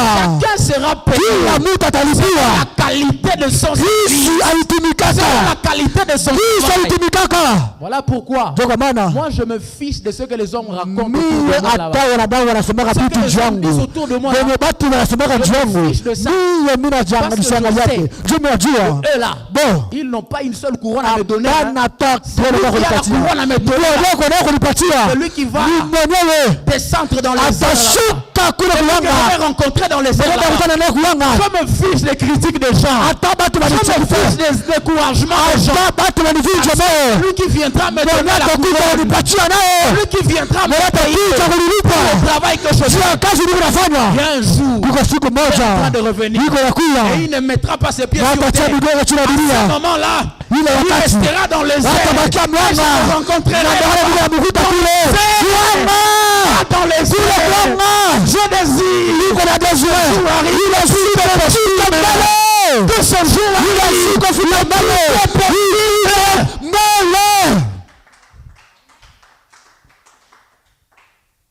c'est ce que nous serons en train de faire pendant les 7 ans. Gratifié, couronné, encouragé, félicité pour notre travail. Voilà pourquoi, même quand il y a 2 personnes qui viennent ici, je ne prêche pas avec découragement. Je ne prêche pas façon. Comme s'il y avait 1000 personnes. Parce que je sais, ce n'est pas vous qui allez me payer. Christ, là que je le fais, il est en train de voir ma sueur. Il est en train de voir ça. Et un jour, quand je vais arriver là-bas, un ange qui viendra. Quand tu as commencé l'église, il y avait tout pour te décourager. Les gens venaient 2, les gens venaient 7, des fois les gens venaient 10. Mais tu préparais toujours les enseignements. Tu cherchais toujours ça là, c'est pendant les 7 ans. Vous voyez ça? Je peux parler. Pendant que nous on est en train de jubiler là-bas, pendant que nous on est en train de sauter là-bas, il y a des gens qui sont en train de peiner sur la vie. Il y a des gens qui vivent des maladies qui n'ont jamais vécues. Il y a des gens qui sont en train de peiner, en train de souffrir, pendant que nous on est en train de jubiler là-bas. Amina. Faut pas rater cette affaire. Hein? Pas du tout rater nous, quand on sera en train de... Donc on sera dans la fête là-bas. En fait, c'est une fête. Ouais, quand vous allez à la défense, quand vous allez à la collation, j'imagine qu'il y a un de mes fils ici. Je ne sais pas si c'est Daniel. Je ne sais pas si c'est Jonathan. Je vais le coder. Et tu vois quand on va me donner la couronne, prendre une belle photo. Je vais montrer ça à Pierre. Je vais aller montrer à Étienne qu'on avait la je lui montrer. Tu vois, si la couronne, il y a quelqu'un. Si Dieu pouvait me donner cette opportunité, un photographe, avoir mon TikTok, j'allais poster ça. Parce que je porterai des couronnes. Je ne souhaite pas que tu rates ce jour-là. Je ne souhaite pas que tu rates ce jour. Quelqu'un entend de quoi je parle ce matin? Après la grande tribulation, frères et sœurs, après les 7 ans, j'ai dit, viendra le retour visible de Christ sur la terre. Après les 7 ans, nous on aura déjà fini de porter les couronnes là. Christ viendra en chair. Là, même ceux qui avaient raté l'enlèvement, ils le verront avec leurs yeux. Eux aussi, ils le verront avec leurs yeux. Après les 7 ans de la grande tribulation, eux aussi, ils le verront. Parce qu'il reviendra en chair et en os. Et c'est après cela, frères et sœurs, que Christ jugera les vivants qui seront sur la terre. Là, maintenant, il y a une autre forme de jugement. Mais attention, ce n'est pas encore le jugement éternel. Je vais vous montrer tout à l'heure. Ce n'est pas encore le jugement éternel. Là, il y a une autre forme de jugement que Christ vient faire. Est-ce que je peux continuer? Donne-moi un bon amen. Avance, papa. Donne-moi un bon amen. Avance, papa. Qu'est-ce que Christ vient faire? La La Bible dit quand il descend, Même s'il met ses pieds sur terre cette fois, akitia miguu yake chini ya dunia, ça ne sera pas à Butembo. haitakuwa Butembo, Ça ne sera pas à Kinshasa. haitakuwa Kin, Ça ne sera pas au Congo. haitakuwa Mkongo. La Bible parle clairement Biblia inasemelea d'un endroit spécifique ndio wakati fulani qu'on appelle le mont des Oliviers. banaita dunia ya Olivier, mulima Olivier, Et c'est près d'Israël. na ni pembeni ya Israeli, La montagne, le mont des Oliviers. mulima ya Olivier. C'est là qu'il descendra. Pale ndio atashukia. Et vous savez Na quoi? munajua nini? Non mais Dieu est intelligent. Mungu ako na akili sana. Vous savez comment il fait ça? Anafanya je? En fait, Pale quand il reviendra, wakati atarudia, il ne viendra pas seul. hatakuwa yeye peke. Il reviendra. Atarudia, Il descendra maintenant avec nous. atarudia na sie sasa. Et puis vous savez comment? Na mnajua je? Les gens là Wale watu qui avaient refusé Christ, walimkatalaka Kristo, les gens là qu'on allait prêcher, wale watu tulikuwa kuhubiri les gens là qu'on mabaya, invitait à l'église, ils ne tulikuwa venaient pas. naita kanisa tulikuwa nakuja, Le jour là, ils nous verront ile siku watatuona autour de Christ, pembeni ya Kristo portant des coups. na tuko na vala makuone zetu. Ça dit ce jour là, Ile siku on va nous voir. batatuona. Ile naye navala naye ilikuwaka naye chini ya dunia Tu vois, quand ils te cherchaient, là, wakati anawatafuta pale parce que vous savez, pendant l'enlèvement, juu, wakati tutatoshelewa on va nous manquer. batatukosa, batatutafuta kwa radio, On va pas trouver. batatupata, On va faire des enquêtes. batafanya mafishi, On va pas trouver. batatupata. Maintenant, c'est ce jour-là, Ile siku njo ils ont déjà. balisha Il y a des teseka familles qui sont tellement kama pressées que familia biko na presse Après sana, une année kisha de mwaka moja recherche, ya kutafuta sans suite, bila kupata on organise déjà le deuil. banatafuta deja makilio, Déjà mort. alisha kufa. Maintenant, le jour-là, Ile siku sasa anavala ile il est autour. iko pembeni ya C'est le Kristo. jour là où il Ile comprend. njo siku batolewa Lorsque sasa, vous avez cherché, wakati il nous wavitafutaka avait manqué. tukosaka, On était déjà en lui. tulikuwa na tuwe mwanga. Vous comprenez ça? Unaelewa hiyo? C'est ce que j'aime avec Ile njo minapenda na Kristo. ce jour-là. Ile siku On va te voir. batakuona Les gens là qui se moquent bale de toi batu bila à kuchekelea cause de ton Jésus. njuu ya Kristo mnoko nayo. jour-là, ils vont Ile te siku voir. batakuona Il sasa, viendra maintenant avec Christ. utakuwa na Kristo pale Maintenant, il viendra juger. na atakuwa kwa hukumu sasa. J'ai bien dit les vivants. Nilisema benye biko Je naishi, n'ai pas encore parlé des morts ici. sisemelea wakubwa Je wa parlais kwafu, des vivants niko nasemelea wenye qui naishi seront sur la terre watakuwa chini ya dunia pendant la grande tribulation. wakati ya mateso ya milele. Quand la Bible en parle, Wakati Biblia inasemelea hiyo, c'est comme si personne ne mourra iko saa pendant les 7 hakuna ans. mtu atakufa ile wakati saba. Parce que la Bible dit, Ndio Biblia inasema quand Christ viendra wakati Kristo atakuja juger les kuhukumu vivants wenye wanaishi, qui seront là pendant la grande wenye watakuwa ile tribulation, wakati ya kulia ya machozi, ce sera pour ni juu prendre na kutwala ceux wale pendant la grande wale tribulation wakati ya mateso ya qui ont milele accepté Jésus. walimitikaka Yesu leur Seigneur et leur sawa Sauveur. Bwana na Mwokozi wabo. Ça veut dire quoi? Kusema hivi, Pendant la grande tribulation, wale wakati ya mateso ya milele il y a certains. kuko watu Bon, en fait, réfléchissons ensemble. waze pamoja. J'ai la question. Niko na swali, Il y a des gens sur terre, kuko watu chini ya dunia, vous savez, quand nous on sera enlevés, wakati tutakuwa kule kuanga, ils se rendront compte wataona kamba qu'ils sont restés. walishabakilia, Maintenant, c'est à ce moment-là na njoo wakati sasa qu'ils vont commencer à chercher Christ. utaona mtafuta Kristo, Mais ça sera difficile. lakini itakuwa Vous mateso savez sana. pourquoi? Kwa nini? Parce qu'il y aura des scènes du genre, Kutakuwa vitu vitakana on pitikana, met un couteau sur ta gorge comme ça. banatia kisu hapa On kushingo te dit, yako, si banakwambia tu ukitika, acceptes Christ. ukitika Kristo, Vous voyez le monsieur dont je vous ai parlé, non? ule mwenye kuambia antikrist, On l'a ule appelé qui? antikrist N'est-ce pas? ndio Le monsieur là, ule c'est mtu qu'il fera bila atakuwa nafanya pour les gens kubale batu qui oseront. batakuwa Parler naitika de Christ. wala kuongelea njia ya C'est-à-dire qu'on Kristo, met une machette sur ta gorge. batatia kisu hapa Et si tu oses dire que tu acceptes Christ, ukitika tu Kristo on te décapite. unakufa. C'est tout, c'est fini pour Ile toi. tu kichwa kinaenda, C'est ce qui se passera. ile ndio tunapitika. Tu vois, on met déjà une corde. Banatia kama hapa Et puis kushingo, on t'accroche quelque part. banakutia yule On pale, dit si tu acceptes, ukitika on te pend.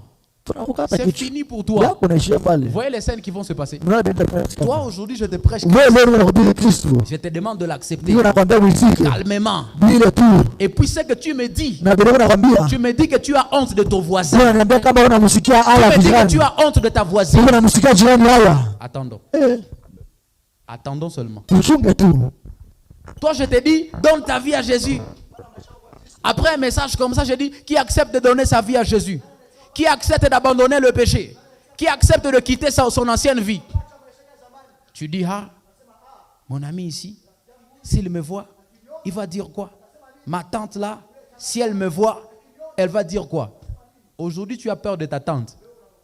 Tu penses que tu sauras résister contre l'antéchrist. utaweza kuresiste kwa antikrist, C'est le jour où nous on sera enlevé que tu sauras résister contre l'antéchrist. utaweza kuresiste ile siku. Encore que ça va concerner les gens qui seront vivants. Na tena itakuwa kwa watu Toi, wengi je ne sais naishi. pas si tu vas aller jusqu'à ce moment. Wewe sijui kama utaona utaenda Si ile tu wakati wa kuishi. meurs, Ukikufa Toi, tu n'es même pas concerné par cette seconde chance-là. hauna hata Parce que kushona vous kwa ile. savez, c'est comme une seconde chance qu'on accorde Iko sasa chance ya pili aux ya gens kupata qui auront mtu. la grâce Kwa hiyo utaona neema d'être vivants pendant les 7 ya ans. kuishi kwa ile miaka 7. Mais si tu n'arrives pas à ces 7 Kama ans-là, hauishi kwa ile et tu miaka meurs 7 aujourd'hui, na nakufa tu leo, n'es pas concerné par ça. wewe bila kuangalia. Voilà. Bila C'est wewe, la gaine qui t'attend. wewe tu ni moto nje la C'est le kuchunga. feu qui Ni t'attend. moto ya milele Des tu. chances pour toi. Hakuna bahati juu yako. Pendant ce temps-là, Kwa ile wakati ça sera difficile, mes itakuwa frères. nguvu sana wa ndugu. Ça dit tout sauf rien sera compliqué. Vile vyote vitakuwa mzuri mbaya sana. Tout sauf rien sera compliqué. Vitu vyote vitakuwa vya mbaya sana. Tu t'imagines cette scène, non? Unaelewa hiyo? On te dit si Wanakuambia on met un kama fusil sur ton front comme ça. banatia hapa bunduki hapa. Bénédicte, tu es prête à accepter Jésus. Utamtika Kristo vile. Si on met un revolver sur ton front Na là-bas, bunduki kwa kichwa. et puis on te dit si tu oses dire oui, Ukitika c'est tu. fini pour toi. Yako inaishia Tu es pale. prête? Uko tayari? Toi, tu préfères ça. Wewe unapendelea hiyo. Et aujourd'hui, quand je te prêche Christ, et là, Na tu wakati dis, unahubiri Kristo, j'ai honte. unasema niko na J'ai haya. honte. Niko na haya. C'est parce qu'on ne t'a jamais pressé le Ni jour. njoo baada ya kuhubiri vitu ya Le hivi. jour-là, Ile tu ne siku sauras même pas. hautajuaka. Tu ne sauras pas. Hautajuaka. Tu peux pas oser parler de Christ de ce jour-là. Hautajuaka ile siku. Ça va être bizarre. Itakuwa mbaya sana. Maintenant, quand Christ reviendra, Wakati Kristo atarudia sasa, il y a quand même certains kuko wengine qui accepteront de mourir. watatikaka kukufa, On les lapide. banamuua. Tu vois. Na Vous voyez les gens qui ont des machettes là. na Avec na mipanga ile, katakata pour Christ. on te coupe juu ya On Kristo. te pend pour Christ. Banakukatakata, On te fusille pour Christ. banakupiga risasi juu ya Ceux qui auront Kristo. accepté ça, Wale watatika ile, Christ, quand il reviendra, wakati Kristo atarudia, nous, quand on reviendra avec wakati Christ, tutarudiana na Kristo, voilà le vrai langage. Quand nous on reviendra avec wakati Christ, tutarudiana na Kristo, Christ viendra atarudiaka et il viendra prendre ces na gens-là. atabatwala bale batu. Il les prendra Atabatwala et il les introduira na anabaingiza sasa dans ce qu'on appelle, mwenye banaita je vais anticiper parce que tout à l'heure on va finir, naisemelea dans ce qu'on appelle le millénium. ndio banaita millennium. Le millénium, c'est quoi? Millennium ni nini? Le millénium, Millennium c'est le règne de Christ. ni ufalme wa Kristo. J'ai dit qu'il y aura un peu de maths, non? Vous avez compris? Nilisema Il y a des chiffres. kutakuwa Il y a 3 ans mama et demi. kwa miaka 3 na 3 ans et demi kipande, après, kisha miaka 3 ce qui fait kipande, 7 ans. inafanya miaka 7, Et puis après ça, na kisha ile Christ vient. Kristo anarudia, Après avoir kisha kurudia, récupéré ceux qui avaient accepté Christ pendant la grande kisha tribulation, kutwala bale bene walitikaka Kristo, il les fera entrer atabaingiza dans notre groupe. mu grupe yetu, mfasi Vous yetu. comprenez, non? Mnaelewa hiyo? Il les fera entrer dans notre groupe. Atabaingiza mkunzi yetu. Et maintenant, avec lui, Na Christ, naye sasa na Kristo et tous ceux qui avaient été couronnés, na wale watu wote watakuwa na avec makuroni ceux qui venaient d'accepter Christ na wale pendant walimtikaka la Kristo grande kwa tribulation, ile wakati ya machozi, on va maintenant régner tuta pendant une période de 1000 ans. wakati ya 1000 Et pendant cette na ile période-là, wakati l'antéchrist n'est plus roi. antikristo atakuwa tena C'est mfalme fini. yake inaishia pale, Son règne a pris fin déjà depuis la fin yake de 7 inaishia ans. pale tangu miaka Lui, il 7 aura un kupita, mandat de 7 ans seulement. atakuwa tuna miaka 7. Après ça, Kisha miaka 7 c'est maintenant nous, ni sie sasa avec Christ, na Kristo qui allons régner ndio tutakuwa sasa pendant wafalme 1000 ans. pendant 1000 ans. Quelqu'un comprend ça? Mtu anasikia hiyo? Quelqu'un comprend ça? J'attends que quelqu'un dise, ah mais ça devient compliqué, non? Tunasema hii bisielewe tena, Non, c'est pas compliqué. haina bitu C'est ngufu. simple, non? J'ai dit après les 7 ans de la grande Nilisema kisha miaka tribulation, 7 ya kulia, quand Christ wakati Kristo sera revenu atarudia sur le mont des Oliviers, kule kumulima ya Olivier, il va venir prendre ceux qui avaient accepté atakia kutwala benye le walimutika message de l'évangile injili pendant la grande kwa tribulation. ile wakati ya kulia. Quand il va les prendre, Wakati atabatwala, n'est-ce pas? nilisema Quand il va les prendre, il va atabatwala, les mettre dans notre groupe. atabatia Et mkunzi ceux qui avaient yetu refusé, na benye walimkatala, dans cette grande tribulation, ceux qui n'avaient pas donné leur vie à Jésus, benye walimkatala ile la wakati, Bible dit ils seront retranchés. Biblia inasema watatoshewa. Maintenant, là, Na ile wakati sasa Nous, sisi avec Christ, na Kristo on va régner tutakuwa pendant tukonekala une période kumiaka de 1000 ans. ya 1000, Et c'est ce qu'on appelle le millénium. na hiyo ndio wanaitaka millennium. Est-ce que je peux avancer? Naweza endelea, Je peux avancer. naweza endelea. Est-ce que je peux avancer? Avance papa. C'est ça qu'on appelle le millénium. Ile njo banaita Maintenant, millennium. écoutez très bien. Musikiliza Ceux mzuri. qui écrivent, Kubale banaandika c'est après le règne de 1000 ans kisha ufalme wa de 1000 Jésus-Christ sur terre wa Kristo chini ya dunia que viendra maintenant njo itakuja ce qu'on sasa appelle le jugement éternel. enye banaita hukumu ya milele. Et là, Na pale retenez une chose, mujue kitu le moja, monde physique, hii dunia yetu les tunaona maisons que nous avions construites, manyumba yetu les tulijengaka, voitures que nous avions magari yetu achetées, tulizaka, les maisons qui existaient manyumba encore sur yenye la ilikuwa terre, inakuwa chini ya dunia, les édifices, mabatima tout ça là, ile yote ça ne sera plus. haitakuwa tena, Ça aura déjà été enroulé. itakuwa na ilishaenda, Ça ilishavunjika, n'existera plus. haitakuwa Le tena. monde physique n'existera plus. Dunia hii haitakuwa tena. Après les 1000 ans, Kisha ile miaka 1000, c'est après le règne de 1000 ans kisha ufalme ya 1000, que Christ Kristo procédera maintenant à ce qu'on appelle le jugement éternel. atafanya sasa bila manaita hukumu ya milele. Alléluia. Amina. Maintenant, c'est quoi le jugement Ni éternel? nini hukumu ya milele?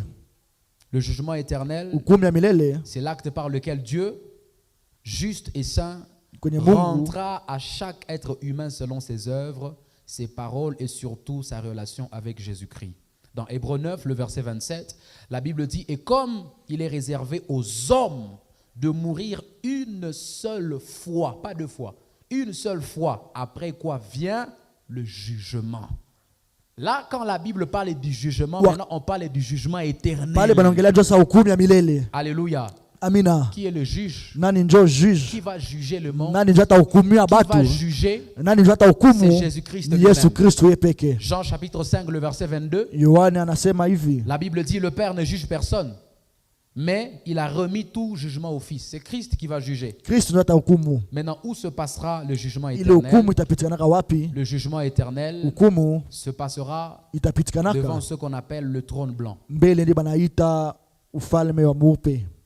Je vous ai dit que ça, vous ne pouvez pas retenir. Nilisema amwezi kuikamata bila hivi Ça se vitu. passera devant ce qu'on appelle Itakuwa kwenye banaitaka le trône blanc. ufalme Et ya le trône mweupe. blanc, quand la Bible en parle, je vais vous donner le texte tout à l'heure, Ndamipatia nayo usuri c'est dans la anasema présence de Dieu. ni ndani ya Ce n'est presence pas ya dans ce Mungu. monde ici. Haiko mwa hii dunia. Ce n'est pas au Congo. Haiko Ce n'est mu pas- Kongo. ce n'est pas en France. Haiko mu Ce France. n'est pas dans ce monde ici. Haiko mwa hii dunia J'ai hii. dit que le monde ici Hii dunia nilisema ne sera plus. itazungulukiwa, itakuwa Vous avez compris, tena. non? Mlielewa? Ce monde ici ne sera plus. Haitakuwa tena hii dunia. Et on sera Na tutakuwa devant sasa le trône blanc. mbele Dans ya la kiti ya milele. présence de Dieu. Kumbele ya Bwana. Apocalypse 20, 11 à 15, la Bible, puis je viens, puis je vis. Ça, là, c'est Jean. Il est en train de voir les choses qui vont se Yohane passer. kunaona vitu vitapitikana. Et depuis, je vis un grand trône blanc et celui qui était assis dessus.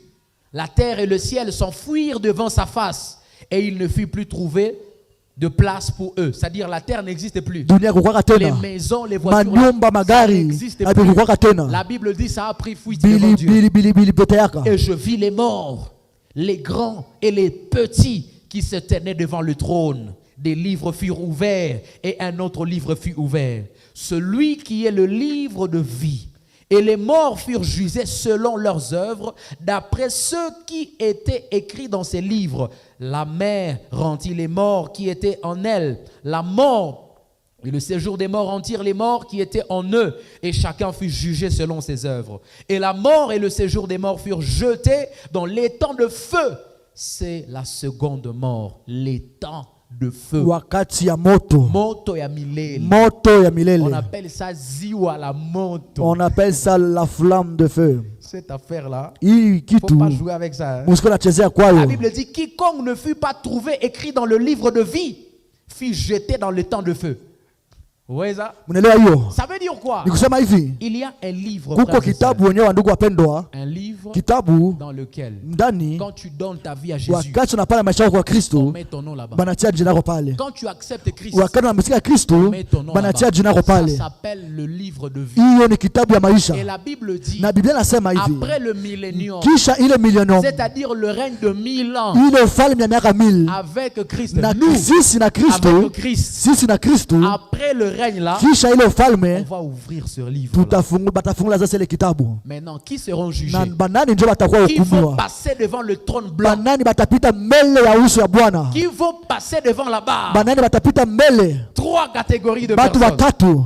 tous les incroyants. batu bata bakumitika Ça ne Kristo concerne plus nous qui avions donné notre vie. ile haiko tena sisi tupatia Kristo Nous, maisha déjà yetu le fait que Christ nous a si enlevés, deja Kristo ça alizitoshaka dit que nous avons déjà la si clé. tulishakuwa deja na fungula mbinguni Ça dit si Christ revient là kama Kristo anarudia leo et tu pars, na unaenda toi tu n'es plus concerné. wewe hauna tena kuja C'est la preuve que ton nom est déjà dans le livre. nikusema de vie. jina yako deja kitabu ya maisha Non. na kisha Les gens wale qui watu seront jugés, wenyewe watakuwa na hukumiwa ce sont les ni incroyants. watu naokuaminiaka Les gens Kristo qui n'avaient pas accepté Christ. watu awakuitikaka Kristo Le jugement sera simple. itakuwa kidogo Ça tu va se passer comment? itakupitikaka je Quand chacun viendra. wakati mtu La atapita Bible pale dit, mbele là même les morts viennent de Biblia inasema nao ressusciter. wafufu watakufa Là maintenant vous avez Na entendu. wafu nao, Là je viens nilisoma. maintenant de parler des morts, non? nilisemelea nje wafo C'est-à-dire les gens watu qui wenyewe étaient morts watakuwa kufa et qui n'avaient pas accepté na Christ. hawakumitikaka Kristo Nous quand on sera si ressuscité wakati tutafufukiwa pour rencontrer Christ juu ya dans les kukutana na airs Kristo là-bas, kule mwanga et ils vont rester sous la abo terre là-bas. watabakia chini ya dunia Ils vont rester ceux qui avaient été avalés par la mer. Ils vont bale rester benye là-bas. watabakilia pale chini Maintenant, quand est-ce qu'ils vont ressusciter? watafufuka siku Eux gani aussi vont ressusciter watafufuka sasa après notre règne de 1000 ans. kisha ufalme wetu ya miaka 1000 Pourquoi ils vont ressusciter? juu ya nini Pour ce qu'on appelle juu yenye banaitaka le jugement éternel. hukumu ya milele Maintenant, ça se passera comment? itapitikana je Quand chacun vient, wakati kila mtu anapita il n'y aura pale pas d'explication. hakutakuwa tena Ah, explication non, ma tante. oh mie shangazi Ah, yangu Dieu me comprendra. oh Mungu atanielewa Toi, quand tu dis que Dieu te wakati unasema comprendra, Mungu atakuelewa tu penses que tu auras même le temps uko de naweza lui donner kama des explications? utakuwa na wakati wa kumpatia Il n'y explication a zako pas un instant d'explication. hautamwelewesha Mungu La bile Bible dit, Biblia inasema le hivi Père ne sera même pas là. Mungu atakuwa C'est pale le Fils lui-même qui était ni venu mourir mtoto pour wake yeye toi, pekee ndiye alikufa juu yako qui avait donné sa vie ndiye pour alipana toi, maisha yake juu qui avait yako versé son sang pour ndiye toi. alimwaga damu yake C'est juu lui qui yako aura le livre. ile ndio ataona Et puis kitabu quand tu viens, wakati unapita il n'y pale a pas, oh, je suis de la famille. hakuna wewe niko familia ya mtu fulani Oh non, Seigneur, oh mie tu vois quand je voulais donner ma vie, wakati nataka kupatia maisha yangu kwako on m'avait écrasé. bali nivunjaka moyo Tu vois, unaona bwana j'étais sur le point mie de donner ma vie nilipenda à nipate Jésus. maisha yangu kwako J'étais sur le point de croire. nilipenda niaminie J'étais en train d'aller à l'église. nilikuwa na ndugu nenda kanisa Vous savez ce qui est triste, c'est quoi? yenyewe nalikuwa mbaya Il y a sana des gens huko batu qui vont mourir sans benye Christ batakufaka bila Kristo et qui seront... na batakuwaka Et il y a des gens qui vont mourir par accident batakufaka tu hivi kuma et accident qui seront en train de venir à l'église. na batakuwa kuwa kanisani C'est le jour où il a décidé na de ile ndio dire, siku alisema kusema aujourd'hui, cette fois-ci, leo je donne ma vie à Jésus. mimi napana maisha yangu kwa Kristo Et il n'arrive pas à l'église. na afika kwa kanisa On l'écrase ici à Matanda. bana mgongo kwa matanda Tu meurs. unakufa C'est fini pour toi. ile yako inaishilia pale Tu ne peux pas donner cette explication à hawezi Jésus. patia Mungu kama mie Seigneur, Mungu ile siku J'avais décidé de te donner nilisemaka ma vie. ndakupatia maisha yangu Il y a kwako pas explication ile dedans. haitakuwa iko Quand tu viens, wakati unafika pale on ouvre le livre. banafungula kitabu Tu t'appelles comment? jina lako ni nani Ah, je m'appelle oh mie Kambale ni Kambale Tsongo Kambale mchongo Ghislain. Ghislain On voit sur les cartes. banaangalia C'est pale bien ordonné. ilishaandikwa Si mzuri ton nom n'est pas sur kama les jina cartes, yako ina pale c'est fini kuna pour toi. kaa yako nashia Il pale n'y a pas d'explication. yako hautasema oh Mungu Tu vois, oh lilio unaona le pasteur oh mchungaji voulait donner ma vie à oh Jésus. mchungaji Il avait arrêté d'appeler les gens. aliacha kuita watu L'explication là. ile Tu vas pas donner ta vie à hautamwambia Jésus. Kristo Ah, le pasteur était pressé. oh mchungaji alikuwa presse Sur sana le point de lever mon doigt. nilitakaka nionyesha Et kidole puis le pasteur na était pressé. mchungaji alikuwa presse Il avait sana directement arrêté d'appeler les aliacha gens. na kuita watu Ça là, ile tu ne diras à personne. hautamwambia Kristo Si ton nom n'est pas dedans, kama jina kwenda Ton nom n'est ndani pas dedans. kama jina kwenda on te ndani montrera le chemin. batakuonyesha Tu dois njia suivre. njia ya moto Tu vas entrer dans le feu. utaenda moto ya milele Explication là-bas. kule utaeleza Ça kitu s'appelle le livre de vie. ile njoo kitabu ya Je maisha souhaite natakalia que ton nom ne manque pas dans ce jina livre. yako sikose mwele Parce kitabu que si ton nom manque dans ce kama livre, jina yako nakosa mwele kitabu non, tu n'as pas Hapana. idée de ce qui va t'arriver. Hein. aujue benye Et bitakukutia puis les mbele temps de feu là, na ile le wakati ya feu moto éternel là, moto ya milele ça c'est plus grave même que la ile ni tribulation. moto kubwa kuzidi Ça, c'est kuteseka plus kwa grave. milele Deuxième catégorie, kitu cha pili des gens qui seront jugés. batu watakumua Ceux qui sont concernés par le jugement eternel éternel, non. ndio Deuxième catégorie, batu wa pili les anges déchus. wamalaika ni walishukana na Ceux qui avaient été shetani précipités avec Satan. wamalaika walishukana na shetani Ceux qui étaient derrière Satan. wale kwa nyuma shetani Eux aussi, nao qui seront jugés. watahukumiwa J'ai une question pour toi. niko na swali juu yako Entre nous, musisi réfléchissons. tuwaze Parce que je vais faire un appel tout à l'heure là. ndaita watu Je ne peux hapa pas prêcher un message comme ça sitahubiri ujumbe ya et ne pas te hivi donner l'occasion de donner na ta kama vie à Jésus. sikupatie occasion ya kupana maisha yako kwa Entre Kristo nous. musisi Si Dieu kama Mungu est capable iko na uwezo de juger les anges, ya kuhukumia wa malaika toi, wewe sasa Il ne saura pas te juger. Atakuhukumu. Toi, il aura peur de toi. Atakuogopa. Il est capable de juger les anges. Wa malaika tu. Les anges qui étaient juste derrière Walikuwa Satan. nyuma ya shetani tu Il y a kumfuatafuata. même ceux parmi eux qui ne comprenaient Kuko na pas de quoi wale il s'agissait. alikuwa anaelewa benye shetani alikuwa Walikuwa anafanya. tu mukahuru, Ils étaient juste là derrière derrière. Satan. Balikuwa wanamfuata tu. Dieu va les juger. Mungu atabahukumu. Maintenant toi, Na wewe sasa. maintenant toi, Sasa wewe ça va être comment pour toi? itakuwa jenjo yako. Troisième catégorie, Kitu ya tatu, batu ya des tatu. gens que Benyewe Dieu va juger, Mungu atahukumu tous ceux bale qui bote s'étaient opposés à Dieu. balikatala Mungu. Les gens qui ont refusé l'évangile. Balikatala Injili. Les gens qui protestaient Dieu. Balikuwa nasema Mungu Les akuwake. gens qui n'étaient pas d'accord avec ces choses. Balikuwa nasema Mungu yako wake na Biblia si biju wake. Les gens comme Néron. Batu saba Le roi Neron. Néron. Batu saba Il mfalme a Neron. tué les chrétiens. Aliwaka wa Kristo. Les gens comme Titus. Watu sawa Herode, Qui wa ont Titus. organisé une guerre jusqu'à Wanaorganizaka détruire vita. même le temple de Jua Jérusalem. kuharibisha na Jerusalem. Ces gens-là, Bale watu ils seront aussi jugés. watakuwa na Le jour hukumu. là, Ile siku. du jugement éternel. Ile siku ya hukumu ya Ils milele. seront aussi jugés. Nao watapita nao. Quelqu'un comprend de quoi je parle? Mtu anaelewa asubuhi ya C'est ça leo. qu'on appelle le jugement Hiyo éternel. ndio banaita hukumu ya milele. Comment ça va se passer? Itapitikana je? Je t'ai dit que les livres seront ouverts. Lizama vitabu itakuwa Tu vas nafungulika. lire ça dans Matthieu 12, le verset 36. Utaisoma Mathayo chapitre 12. On va lire Tutaisoma pamoja. les actes, Tutasoma les paroles matendo ya et mitume. les pensées de chaque personne. Matendo ya kila mtu ataisoma C'est ce pale. qu'on va juger. Hiyo ndio Les watahukumu paroles. maneno Les actes na mneno na et matendo. même les pensées. Maneno na mawazo. Tu as compris? Unaelewa hiyo? J'ai dit quoi? Nilisema nini? J'ai dit les paroles, Maneno, les actes, matendo même les pensées. na mawazo. C'est-à-dire même les choses qui se passent dans ta Na tête là, bele pendant que nous, on n'entend pas. wakati tuko na Nous, on ne sait semelea. pas. Si Nous, on hatujue, ne voit pas. si hatuone, Ça là même là, ile nayo ça peut t'emmener en enfer. itakupeleka kumoto. Même ça, Na ile ça nayo peut t'emmener en enfer. inaweza kupeleka kumoto. Il faut lire la Bible. Hein. Napenda soma Biblia. Matthieu 12, 36. Mathayo 12. Qu'est-ce qui sera fait? Nitapitikanaka Il tena. y a le livre de vie qui sera Kwa ouvert. kitabu cha Biblia kitafungulika, kitabu ya Et maisha quel est le milele. verdict? Le verdict. Na kuko nini yenye batasema? Lorsque ton nom n'est pas trouvé dedans, Wakati jina yako ni kitabu ya maisha milele, en fait, le verdict neno ya mwisho ou bien le jugement, wala hukumu, la dernière parole neno ya mwisho qu'on prononcera, yenye batasema elle sera itakuwa elle sera, je ne sais pas si on peut dire dimensionnelle, je ne sais pas. itakuwa na maanga ya mingi sana. Mais le verdict, Ile neno ya dans mwisho, le verdict, muneno ya il mwisho y a ce qu'on appelle la vie éternelle kuko ndio banaitaka maisha milele et ce qu'on appelle, na ndio banaita moto ya n'est-ce milele pas, la honte éternelle wala aya ya milele ou ce qu'on appelle wala banye la banaita séparation éternelle d'avec Dieu. kutoshwa na Et c'est Mungu ce ya qu'on appelle milele. les temps de feu. Na ile njo wakati ya Ceux dont moto les noms ne seront pas dans le livre bale benye jina ba itakuwa seront kutabu directement envoyés dans le feu. batakuwa deja ndani ya moto, Et ceux dont le nom seront na là-bas wale benye ba jina ba itakuwa mkitabu ya seront la vie milele éternelle. batakuwa na maisha ya milele. Quelqu'un a compris ça? Mutu anasikia hiyo. Après le jugement Na éternel, kisha hukumu ya milele qu'est-ce qui va se passer? nini ndapitikana tena? Lorsqu'on parle en fait Wakati banaongelea juu de la ya condamnation de ceux qui n'auront pas accepté Christ, wale batamwitikaka Kristu, vous avez déjà entendu le terme Gehen? mushaka elewa hii neno geyen, Vous parlez souvent de Jahannam. mnaitaka janam, Vous parlez souvent de Jahannam. mnaitaka janam. Ah, Nilena Jahannam. Wewe nilienda janam, Tu es arrivé là-bas comment? ulifika kule je? Toi, tu peux entrer dans le feu. et Oh, revenir. tengia mumoto kisha narudia Ah, il est déjà allé à Jahannam. hata lungula. La Gehen, c'est quoi?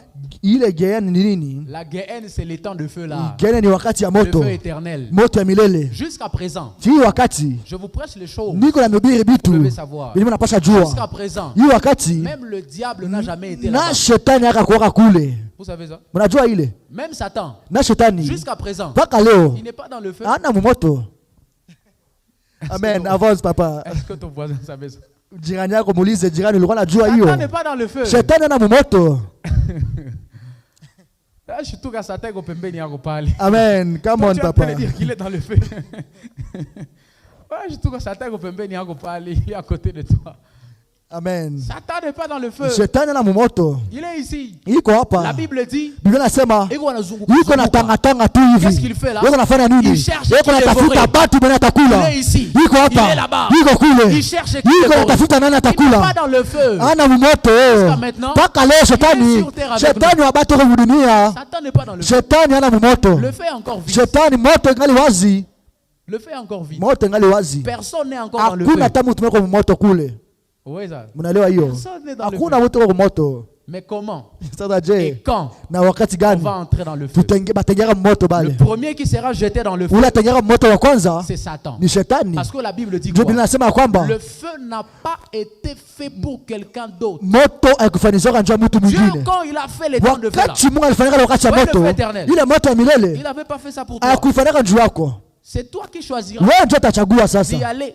uendako. C'est-à-dire, tu diras, Utasema Seigneur, Mungu, moi je décide aussi mimi natika d'accompagner Satan. kupeleka shetani. Sinon, le feu là, Kama mwele moto pas pour toi. que Dieu haiko l'a njoo créé. yako, Mungu aliumbaka, Il a créé ça pour Satan. aliumbaka njoo C'est ce que shetani. la Bible dit. Ile ndio Biblia Dieu a inasema. créé le feu pour Mungu aliumbaka Satan moto njoo shetani. et toutes ses Na acolytes. ile bale bamalaika bote C'est-à-dire les balimfuataka. anges qu'il avait suivis. Bale bamalaika balimfuataka C'est pas bote. pour toi qu'il a fait Haiko ça. njoo yako. Donc tu vois que même dans le feu, tu seras comme un orphelin. Na moto takuwa sorfele, mtu ana bazazi mule. Même dans le feu, Na moto tu seras étranger. hautakuwa na mtu unajua On va mule. te séquer. Huko unateseka, tu souffres là. Même dans cette souffrance-là, on ne Na te bale reconnaît mateso pas. ile bakujue. Na mu mateso Vous bakujue. voyez comment vous vivez avec les enfants qui ne sont pas de Gisi vos Mungu anaishi na parents. watoto na babazazi yenu bale. Unamwangalia na macho hivi unasema ona kichwa bunene sana C'est ule. même Satan. Ndio vile shetani Et naye. les anges te Na regarderont dans le feu. bataona kuangalia ndani ya moto mule. C'est-à-dire même des fois, il peut venir comme ça, il te gifle dans le feu. Anakutwanga ngumi moja pale Tu n'es moto. pas de ce feu. Hauna maile moto. Tu vois? Unaelewa hiyo? Toi, tu viens occuper des places. Wewe unakia mfasi yenyewe. Donc, on a prévu des places pour des gens. Hai nafasi yako. C'est une arène qui est déjà bien préparée. Ni fasi Les inashatayarishiwa. places sont déjà comptées pour Fasi les gens qui avaient zishakasabiliwa. été précipités du ciel. Kubatu benyewe walikuwa kabasha Oh, jua on ndio a couru, mbinguni. on t'a écrit là-bas. Toi tu vas aller où? Donc, si Dieu avait prévu des chaises là-bas, Kama uko mabiti kule. toi, tu seras debout. Wewe utakuwa unasimama. Bon, ça, c'est mon imagination. Ile ni akili yangu tu. Dis amen. Amina. Ça, c'est mon imagination. Ile ni akili yangu tu. Donc, si Dieu avait prévu des sièges Kama là-bas, kulikuwa mabiti ya shetani kule na Toi, tu seras malaika. dans le feu. Wewe utakuwa et moto. puis debout encore, Na uko bima.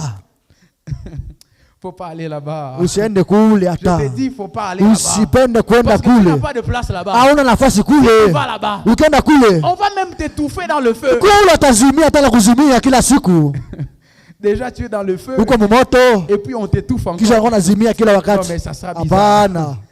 Ça sera bizarre.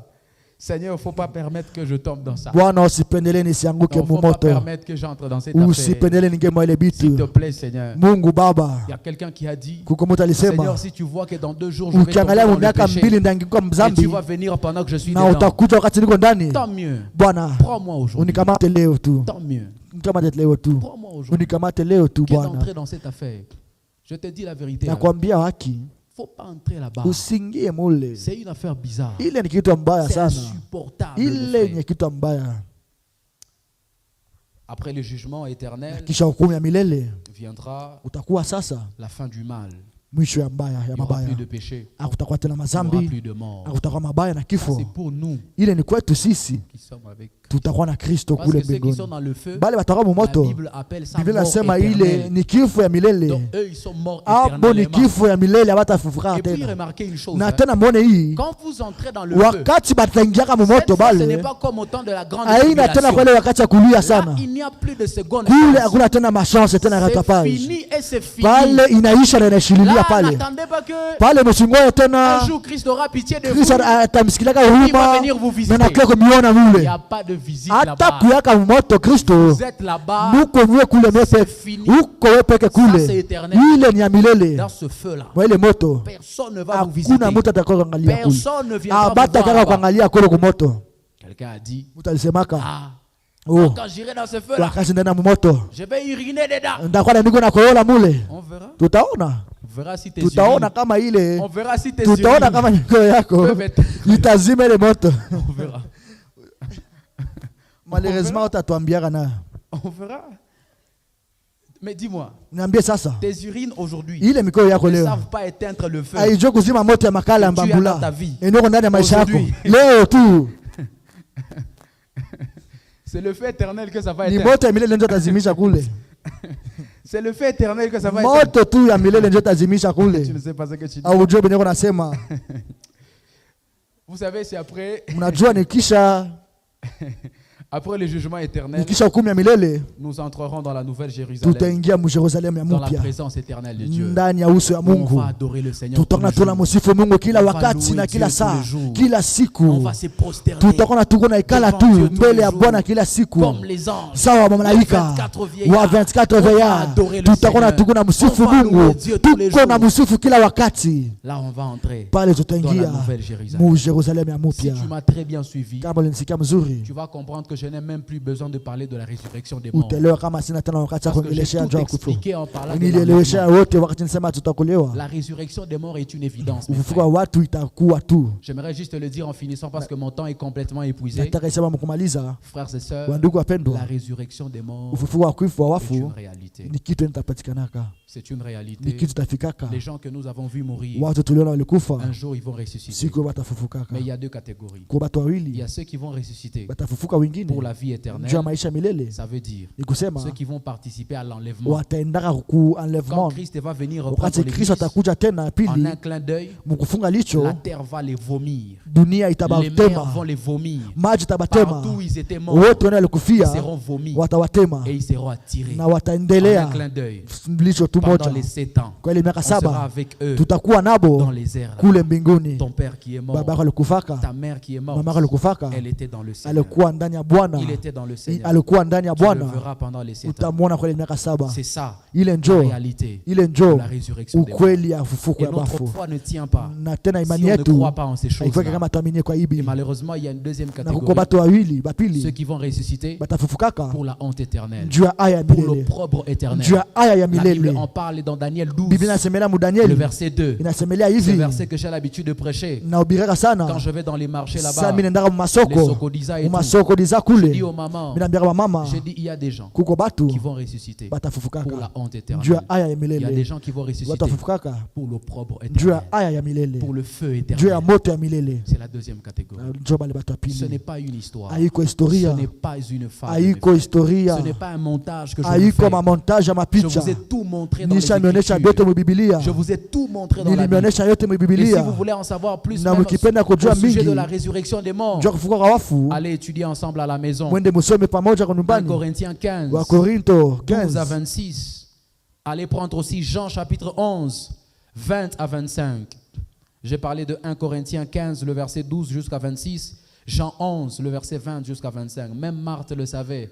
na Marta alikuwa Elle a anaijua, dit à Jésus, alimwambia Kristo, je sais que mon frère mimi Lazare najua kama Lazaro ressuscitera atafufuka siku ya lors de la mwisho, résurrection des morts. siku yenye Donc bafufuka même atafufuka. Marthe savait Na Marta qu'un jour alikuwa anajua kama les siku moja morts wafu ressusciteront. watafufukaka. J'ai un appel. J'aimerais que nous puissions nous tenir debout.